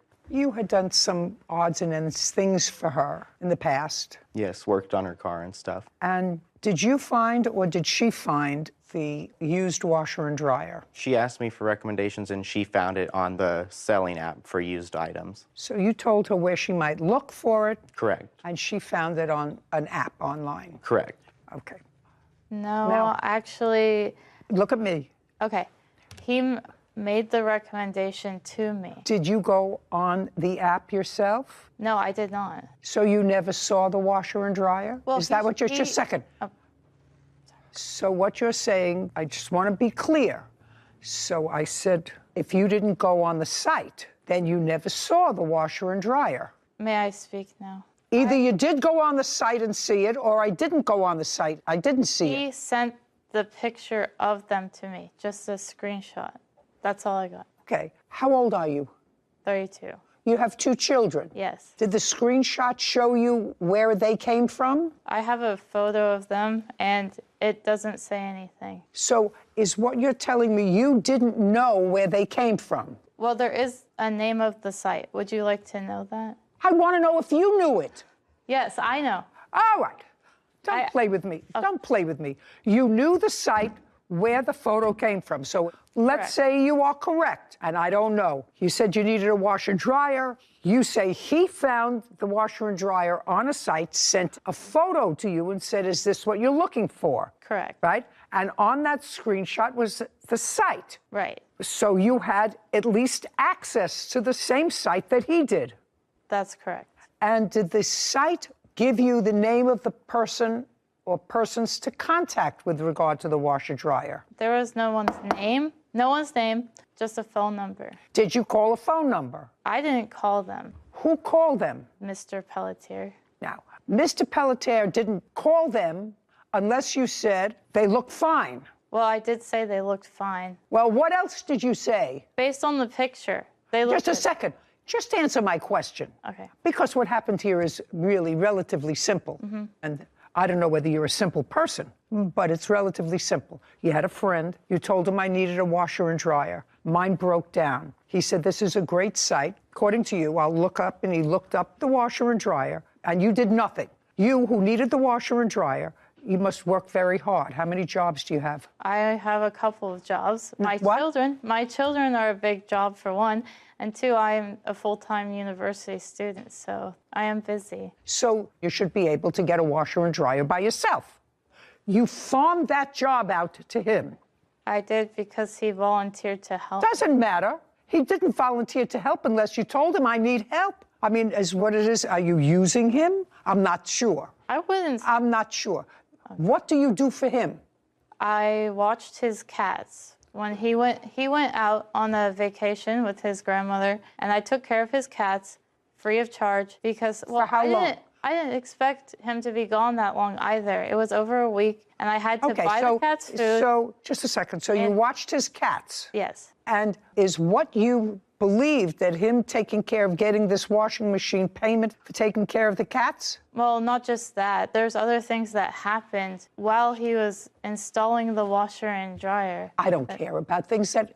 What I'm asking you is I'm trying to figure out what kind of person says to a friend, I need a washer and dryer. He says, as a friend, I'll see if I can help you. You have time. You also go on the computer and figure it out. Being a full-time student is nice. That's what you chose. Somehow, you also support yourself and your 2 children. I don't even want to go into how that's done. However, you said, go get the washer and dryer. And he went, how long? How It's far? 50 miles from my house, an hour and 45 minutes. Each way to pick up the washer and dryer that you authorized him to get. You said, go get it. It was $1,800. Correct. And she offered $200 tip for the delivery of that. For you? Correct. And I have texts of That's that. reasonable because you spent 3.5 hours in the car. Now, do they live on the first floor? The third floor. Third floor. Is it a walk up? Yeah, it's stairway up to the third floor. So somebody had to go up and take the old washer dryer out. So, Miss Allen, was that you or your husband? Mr. Pelletier also removed them. No, you can move your mouth. It's okay if you move. No, it's okay if you move your mouth. Alexandria smirks. Caption coming up. I feel like I was being very kind because I didn't decide to sue him for his cat or the damages he did to the cows. I'm telling you, cats. I don't know what your excuse is. I feel like I don't care what you feel like. I don't care what you feel like. And later today. When we went to transfer the title over together at the DMV, I had to pay off whatever tolls that I had. So between that time and the time where he ended up taking the car back, I don't really know how there was $600 worth of tolls. I don't know either, but that's what I'm going to find out. A woman shrugs. A courthouse. The Judy Justice logo appears. In the courtroom, Hunter and Alexandria. Hunter Pelletier claims his former friend, Alexandria Allen, is responsible for the cost of a washer and dryer. The plaintiff walked up the 3 flights of steps, carried each of the washer and dryers downstairs, took the washer and dryers from downstairs up the 3 flights, got them installed, and you didn't like them. They were a different color. And they're busted up. They don't even work properly. Okay. Miss Allen, when did this happen? In what month? January 7th of 2022. You have receipts for different washers and dryers that you purchased since January of 2022? I do not have the receipts, no. That means that you didn't purchase them. Well, I never paid him for them. No. That means that you never purchased new ones. That means that you're still using the ones he bought. Correct. But right. It did not work well. Just, you bought used washer and dryer. You've been using them January, February, March, April, May, June, July, August, 8 months, and you're still using them. And you neither paid for them, nor did you pay him for delivery. And I don't know what your excuse is. I feel like I don't care what you feel like. I don't care what you feel like. You made a contract with him to go and pick up washers and dryers, disconnect yours, take them out of your house, install these, lay out the money to pay for these, use them for 8 months, and not pay them because you weren't happy with them. I feel like I was being very kind because I didn't decide to sue him for his cat or the damages he did to the cows. I'm telling you, you should stay in school. How much did you pay for the washer and dryer? $1,800, and I took the money out of the bank. She had asked me because her ATM has a low limit, so I went into the branch of my own bank. That's what you're suing for $1,800. Yeah, I wanted to get the $200 if possible, but at this point, I just want the money for the machines.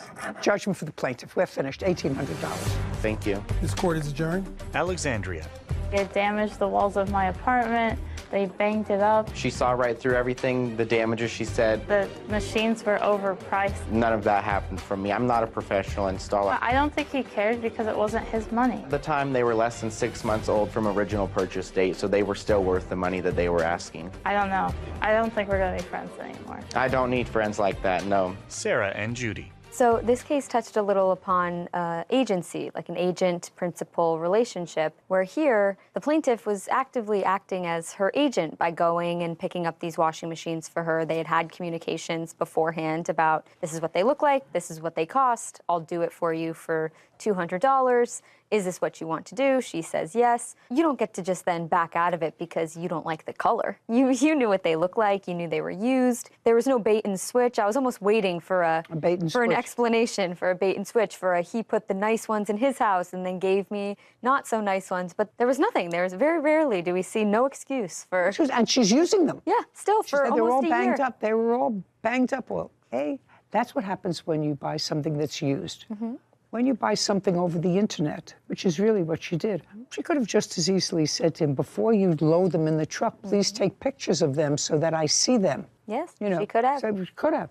Did nothing. That's He not his also- fault. It's not his fault. Yeah. Also allowed him to take the other stuff down, put the other stuff up, and then say, well, they were banged up. And $200 to move 4 heavy machines is a low price as far as I'm concerned. not a friend anymore. Yeah. Case number 2017, Alvarez versus Coover. All parties, please step forward. Avery and Alvarez is suing his former friend, Brianna Coover, for toll charges. Mr. Alvarez, this is not a very difficult case. It's a question of dates. You bought a new car. Yes, ma'am. You knew the defendant somehow through her boyfriend or... He's my cousin.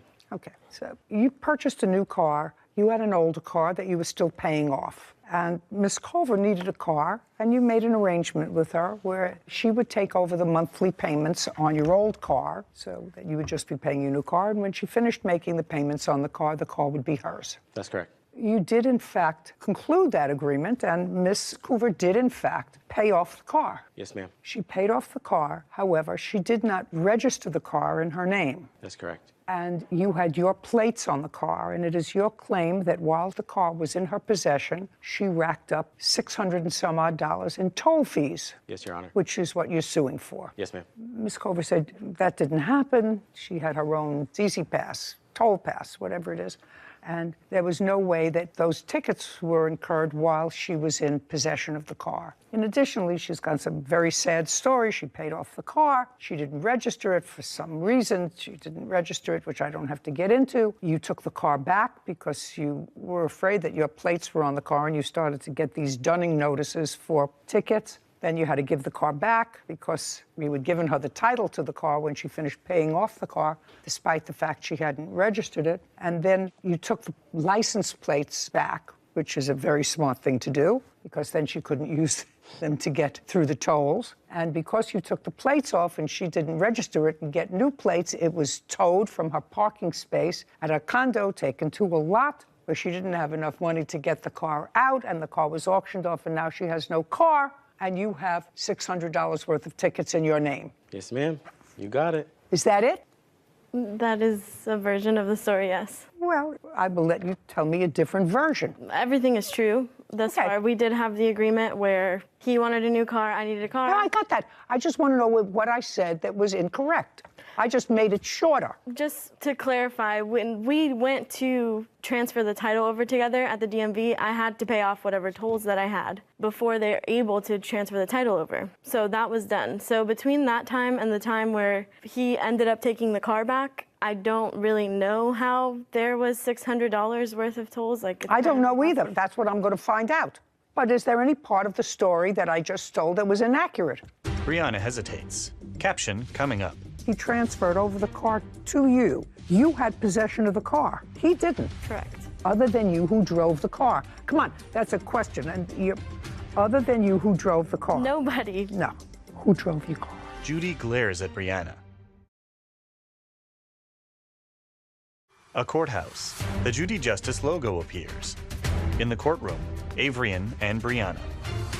Avery and Alvarez claims his former friend, Brianna Coover, owes for toll charges. Brianna says she already paid for the toll charges. He says that you had possession of the car. He got notification that there were tickets. You say that you didn't go through tolls. He said, I didn't have possession of the car. Is there anything that is incorrect about that? So it's just a question of dates. It's not a difficult case. It's a question of dates. Correct. Okay, so give me the date that you made this arrangement to pay off the car. I don't know the exact date. What took over the car payments starting July 2019. And when was it paid off? May 16th, 2021. When it was paid off, did you sign the title over to her and the lien holder did? Going back and forth at that time, I was trying to get her to come over to where I live so we could go to get the car transferred. We ultimately settled on a date, and then the DMV over there said that she had to have a sheriff verify the VIN and the odometer before we could transfer it over. I guess it's a rule in the county. So at that moment, then yes, we signed it over to her so she could do it at her local DMV. And that was on what date? That was July 9th. Now, between July of 2018 and July of 2021, Did you ever drive that car? No, ma'am. When did you initially take the car back from her? I took the car back September 11th of 2021. And how long did you have the car when you took it back because of these tickets? I texted her on September 15th and told her that she could go pick the car up because I had found out that I Couldn't do that. Exactly. I It could was keep my self-help for that. Correct. Okay, so you had the car between September 11th and September 15th. Yes, ma'am. Other than that period of time, did you ever drive the car from July 18th until the present time? No, ma'am. So if there were any tickets that were accrued, it was either by the defendant or somebody who drove the car with defendant's permission. Yes, Your Honor. I'd like to see the dates of the tickets. Avrian flips through a pile of documents. Ms. Coover, you don't question the fact that between July 2018 and today's date, with the exception of between September 11th and the 15th of 2021, he did not have possession of the car. Correct. The only reason that when we transferred the title over, we had an agreement. Just a second. That's all I asked you. This is not a conversation.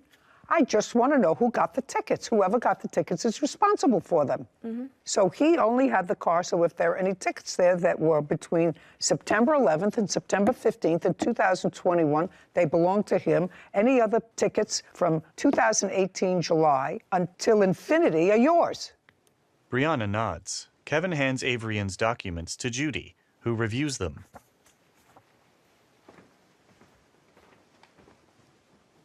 Well, we have invoice date is 7/28/21. That would be you. Correct. June 30th, 2021, 7/1/2021, 7/2/2021, again 7/2, 7/3, 7/6, 7/6, 7/7, 7/8, 7/8, 7/22, and 7/28 of 2021. Those are all you. Correct. August 28th, 2021. That would be you. Yes. 3, 3, 6, 9, 19, 28 of 2021. August. That all would be you.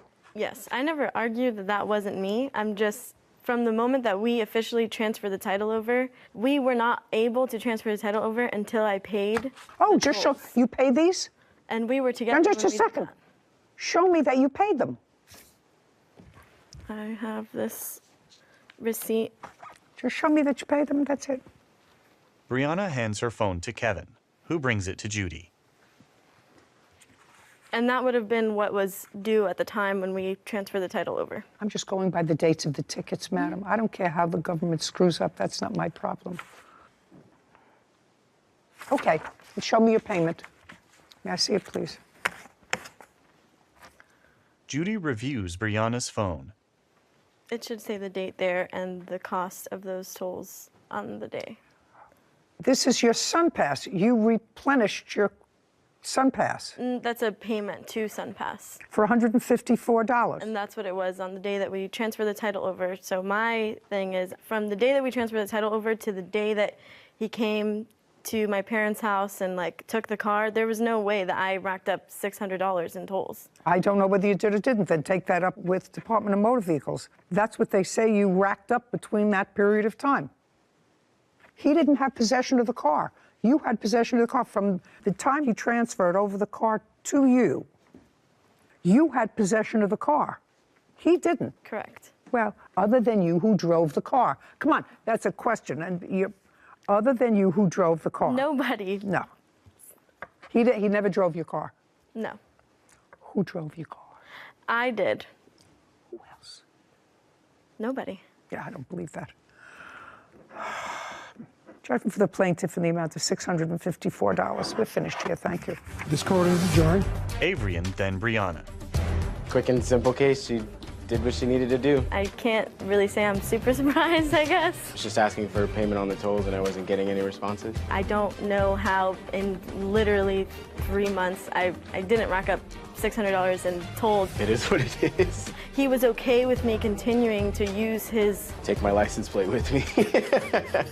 license plate until one day he wasn't, and then Trevor McCormick for breaking his lease, the cost of a phone, as well as a personal loan.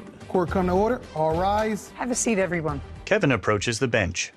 Case number 2031, Snyder Alice versus McCormick. Thank you. You're welcome. Mr. Snyder, you own a farm, I do, and this is your girlfriend. yes. How long has she been your girlfriend? 5 years tomorrow. You say that as if 5 years tomorrow, and? And I'm just saying, it's 5 years. 5 years tomorrow. Yeah. And? And the rest of our lives. Okay, good. You know that? No, he's learning. He's learning. Terrific. Okay, this is what I'm gathering from the bare bones of the story. Mr. McCormick was dating an employee of yours. Correct. What was that employee's name? Natasha. When were you dating the lovely Natasha? We weren't really dating. We were an acquaintance. Where was Natasha living? She was living, when we first met, she was living at a friend's house, and she was working for Adam as an employee at a restaurant. And when was that? Month and year? I'd say around September of last year. September 2021. Yes. And? And we decided to move out because Adam had Well, so you were living with Natasha at the friend's house? Yes. Where had you been living before? My mom's. So you went from mom's house to Natasha and a Yes. friend's house? Yes. Okay. And then where did you go? Then we moved into the trailer right next to Adam that he owned. Who had a discussion with Mr. Snyder about potentially renting the trailer so you would have a Natasha. place to live? And what kind of rent were you paying? I believe it was $800. And you moved into the trailer when? Around November. Of 2021. Yes. And you lived in the trailer till when? About March. March of 2022. Yes. In March, what happened? Me and Natasha weren't getting along. I just had enough. There was never a boyfriend-girlfriend relationship. No. She was just a friend. Did you know that? That is not true. So what did you do? I asked Adam if I could move into the ranch house. There was nobody living there at the time. Where were you living? I live at my home with Julie. Okay, and there's a ranch house on the farm. I have a ranch house on a separate piece of property. Close by to the farm? Yes, 3 miles. That was vacant. Correct. Okay, so you asked to rent it? Yes. Who was going to rent it? I was. Just you? Yes, just me. How much was the rent? It was $800. And this was in March? Yes. Prior to March of 2022, what kind of work were you doing? I was working at a factory. How long did you work there? About a month. What month? March. Prior to March, where were you working? On Adam's farm. From when to when? I'd say about December until March. Well, in December to March, you were living in the trailer. Yes. Okay. And you were living with the lovely Natasha. Correct. And Natasha, I assume, was contributing to the rent. Yes. And how much were you contributing to the rent? Is not an answer. How much were you contributing to the rent from December to March of Couple hundred. 2021? Couple hundred a month. That's not an answer. A couple of hundred a month. How much do you pay for rent? $316 a month and 24 cents. How much does it cost to have your garbage picked up? $59.12. Do you understand? Certain things Yes. change. What was your electric bill last year? I don't remember. What was your bill last month? I don't remember. $300, ma'am. You see? But I mean, a couple is two. Yes. Who did you pay that to?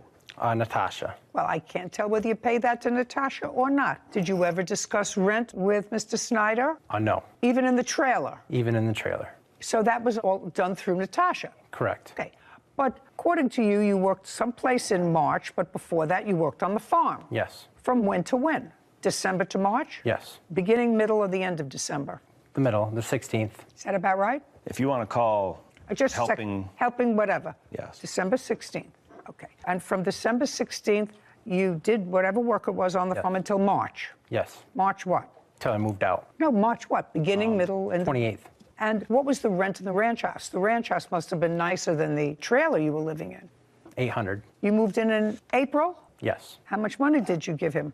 $900. Some was to go towards security? I was in between jobs, and that's what I had, so we made an agreement that I'd pay $900 the week of, and then so on and so on. I don't have What's the the so on and so on? I don't have the copy of the lease. He never gave me it. Did you sign a lease? Yes. I'd like to see it. I have it right here. In the back of the contract, you'll see where we wrote down he would pay $900 Just a second. on the 8th. Judy reviews a document. Okay, so the security deposit was supposed to be $1,200. You paid $8. Paid $9. The security deposit was $12, and you paid $9 of security deposit? I paid $9 total, ma'am. Well, how many months did you live there? Not even one. When did you move out? April 24th, I moved out. Is that correct? That's close, yes. Okay. I don't know exactly when he moved out because he didn't tell me he was moving out. He just locked the door. Okay. And wouldn't but it was in return April. messages. Okay. And you had $900. He paid $900. And the rent on the property was supposed to be? $800 per month. $800 monthly. Yes. So right now, you've been paid for the month that he lived there. Correct. Prior to his moving in there, who was living there? Nobody. So it wasn't rented? Nope. In what year was it last rented? 2021. When? Oh, no, it was in February. We did an eviction on it. So somebody lived there and didn't pay rent? Correct. Is that the first person who came in that didn't pay rent? Definitely not. Definitely not. Yeah, it's And lousy Trevor to be a was there, and landlord. he helped us do the Yeah. eviction on that, so he knew how it worked. Hmm? Trevor was there. He helped us do the eviction because we had to have court officers there To get him out because they weren't paying rent. So he knows how it works. Well, he may know how it works, but he did, in fact, give you $900, He did. and he lived there for less than a month. That's right. So that's sort of square. I know you'd like him to be responsible for his lease, but you have your house back. Now, tell me about this phone that you say he owes you for. Okay. By the way, where's your phone?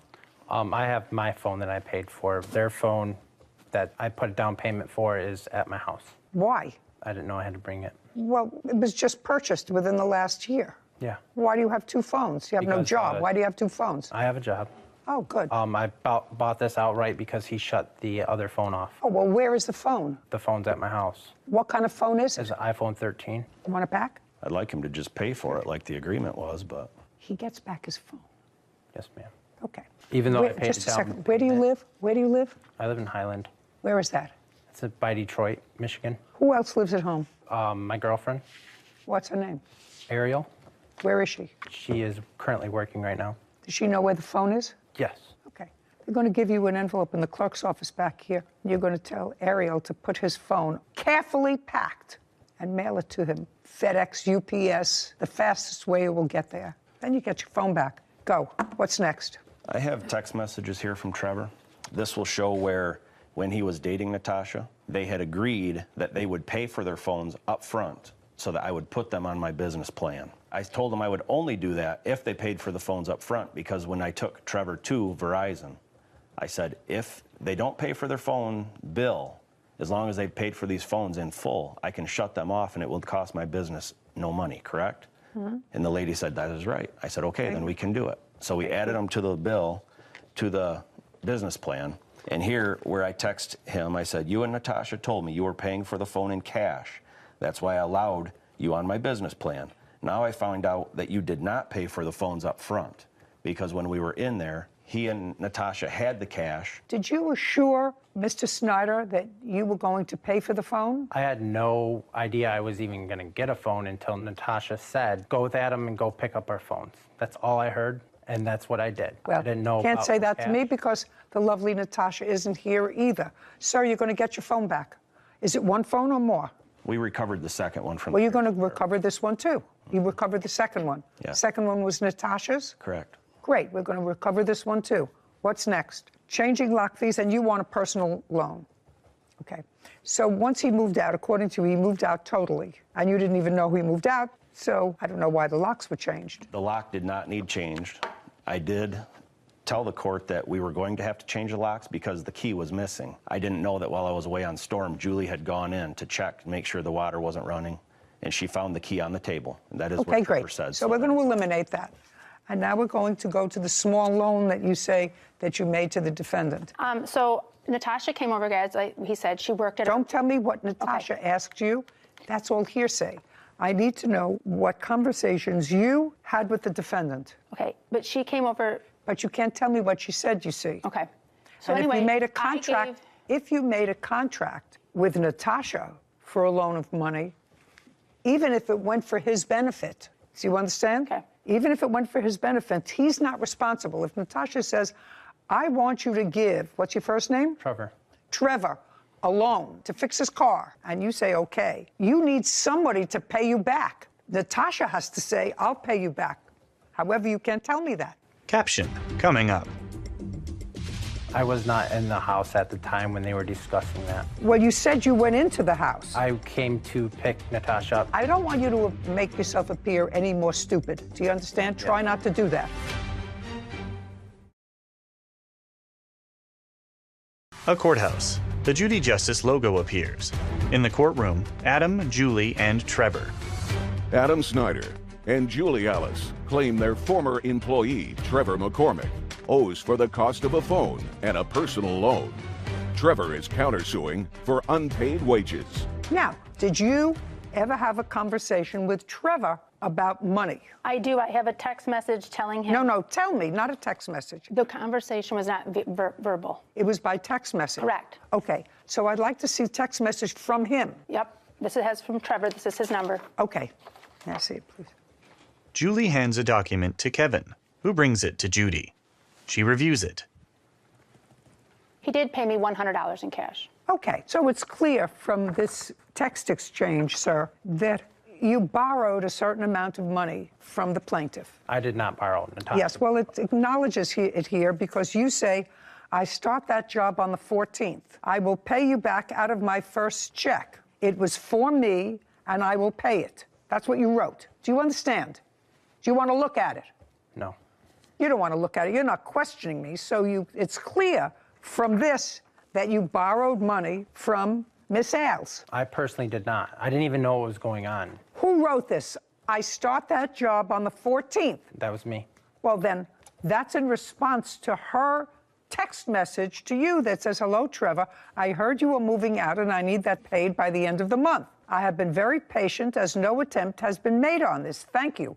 And you immediately wrote back to her and said, I start that job on the 14th and I will pay you out of my first paycheck. That's what you said to her. Yes, ma'am. Yes, ma'am. Now, I'm going to get back and ask you the question I think I asked before. What was the loan for? I broke down in Oklahoma. In what month and year was that? About September of last year. September of 2021 is just about when you started dating Natasha. Correct. Okay, so your car broke down in Oklahoma. And? And it had to get fixed. And? So I rode the Greyhound bus back up to Michigan and waited until my car got fixed, which took months. I'm asking you, what was the loan for? To go back down and get my car. So it was $670 that you borrowed from her, and I want to know how it was that you got the money. I came in to Julie's house, and Natasha said, you're going to Oklahoma to pick up your car, because I didn't have any money right then and there, but I wasn't going to ask anybody. Just a second. I don't care what you were going to do, what you didn't do, what you thought about doing. You went into the house that the plaintiffs share. Mm-hmm. Not uh-huh. Uh-huh is not an answer. The answer is yes. The lovely Natasha was there. Yes. With Julie. Yes. What did you say and what did Julie say to you? Just Julie. Julie didn't really say anything. She said, don't tell Adam about the money. Oh, so she said she would give you money? Yes. And she knew exactly how much you needed? Yes. Did you tell her that? No. Okay. When she gave you the money, did she give it to you in check or cash? She didn't give me no money. She gave Natasha the money. Okay. How much was it? $700, around there. And after it was given to you by Natasha, but you were all in the same room together. I was not in the house at the time when they were discussing that. Well, you said you went into the house. I came to pick Natasha up. Yes. I don't want you to make yourself appear any more stupid. Do you understand? Yes. Try not to do that. You were in the house with Julie and Natasha at some point, and at some point, money was discussed. No. Was money discussed in front of him? No, it was not. Okay. So your loan was not with him. Do you understand? Yes. Unless he ratifies the loan subsequently. Is that correct? Correct. This is from my person who just studied for the bar, and I have to go back in my mind 50 years. If my memory is correct, if you don't make a loan directly with someone, they cannot be obligated to repay that money. However, if they subsequently get use of that money and subsequently agree to repay you, they have ratified that contract. Correct. You just have to decide if that's a ratification. Yeah. What would be your take on that? Take a look at it very carefully. What would be your take? It was for me, I will pay it. Seems pretty close to textbook ratification. Yeah, I would say so.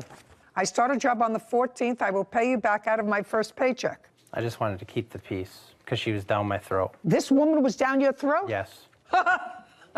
She may have been annoyed, very annoyed, but she wasn't down your throat. She was the one who volunteered to give you money in your time of need. How could she be down your throat? Okay. So far you paid her back $100. Is that what he paid you back? So he owes you $600. Okay. So far, Mr. Snyder, I'm not with you on it, on the rent. Okay. I'm not with you on the lock change fees.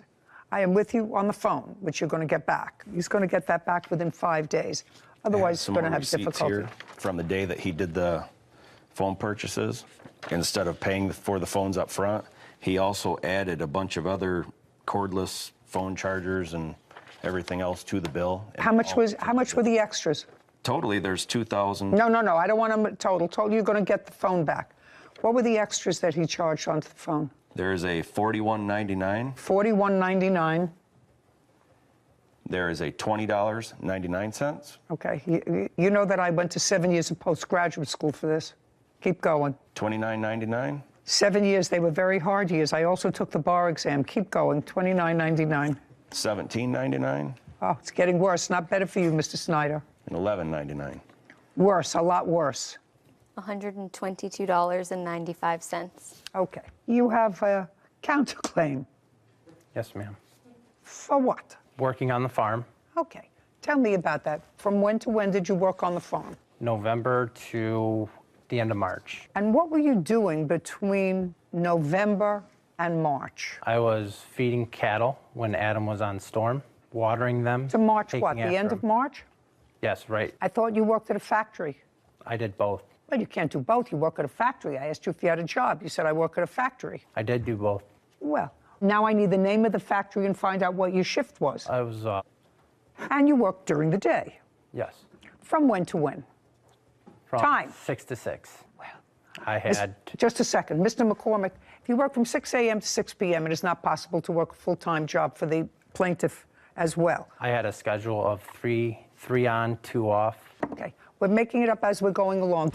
Trevor smirks. Caption coming up.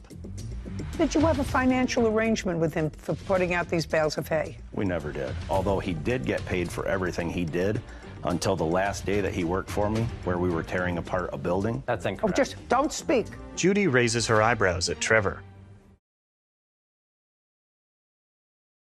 A courthouse. The Judy Justice logo appears. In the courtroom, Adam, Julie, and Trevor.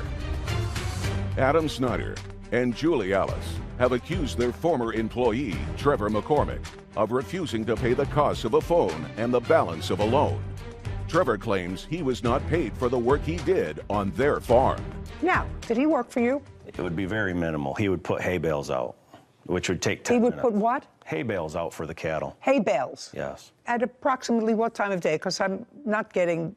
He could come and do it when he got home from work. Okay. And did you have a financial arrangement with him for putting out these bales of hay? We never did. Okay.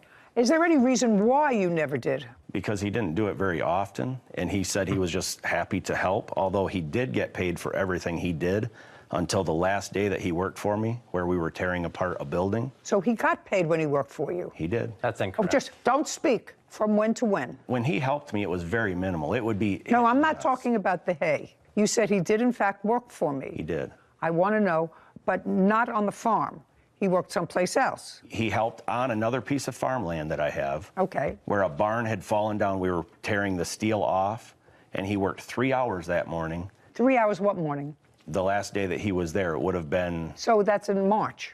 early, I would say the second week of March. Okay. When was the first time he worked there? I would say probably in January. And he was working at this other plant from 6 to 6 in March, Correct. according to him. So he did some work for you in the first month, which was January. Yeah, if he helped me, it might be 1 day a week. Fine, I just want to know if he got paid for it. That's what he's... Yes, he he did. can't do May something. How much did you pay him? It would depend on how much he worked. One day I gave him $300 for helping me for a day and a half on another demolition job I did. And you paid him in cash? Correct. Okay. That was for the demolition job. That wasn't for the farm. It doesn't make any difference, sir. If you have a full-time job and you're working part-time someplace else and you say he paid you... He did not pay me. Well, you say he didn't pay you for the farm. What he's saying is he had a job with me. He was a demolition job for which he got paid, which you do not deny. Is that right? I'm not. You just said that's not what I asked you. He paid you for the job that you did part-time for him. Yes, and he paid me for that demolition. job, yes.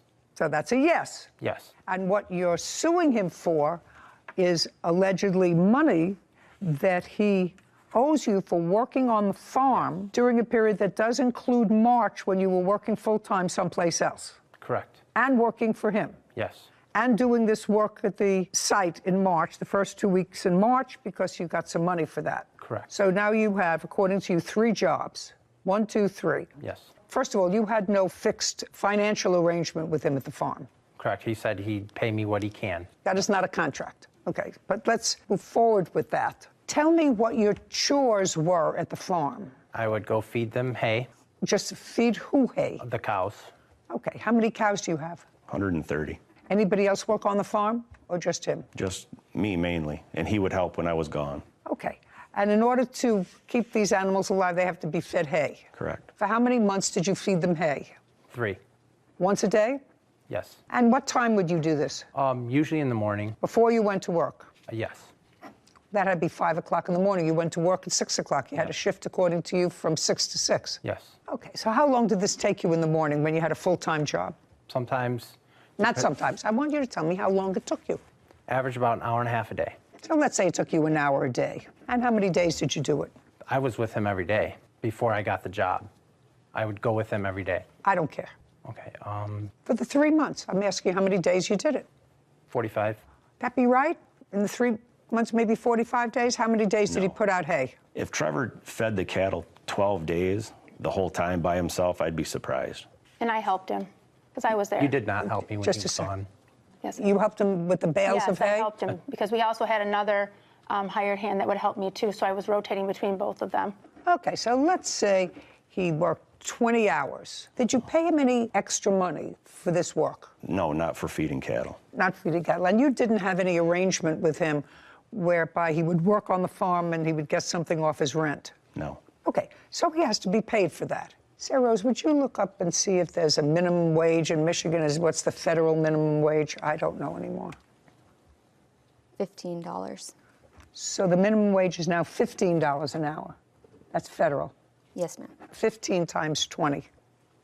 $300. Okay, so, Mr. Snyder, let's start with you. You are going to get your phone back within 5 days. On your cross-claim against Mr. Snyder, I am awarding you $300 on your counterclaim. That is for the work that you did on the farm. However, we are holding that check until he gets his phone back in good condition. Yes. Do you understand? Otherwise, you forfeit that money. Yes, ma'am. To him. Do you understand? Yes. With regard to the co-plaintiff, I find that you did, in fact, take a loan from her, that you initially did it through a third party, but that you ratified the fact that you would make payments on the loan by 2 things. First, by acknowledging it in writing, and second, by making a payment. So I'm awarding you $600 on your claim. Those are the orders of the court. Thank you. This court is adjourned. Outside the courtroom, Trevor, then Adam and Julie. I think they're scam artists. We came here to try to teach him a lesson that when he enters into contract with somebody, the contract is a contract. They're greedy. They want money. They need money. For being greedy, we did a lot to help this guy out. By doing pretty much anything they asked. Well, we've decided we're not helping.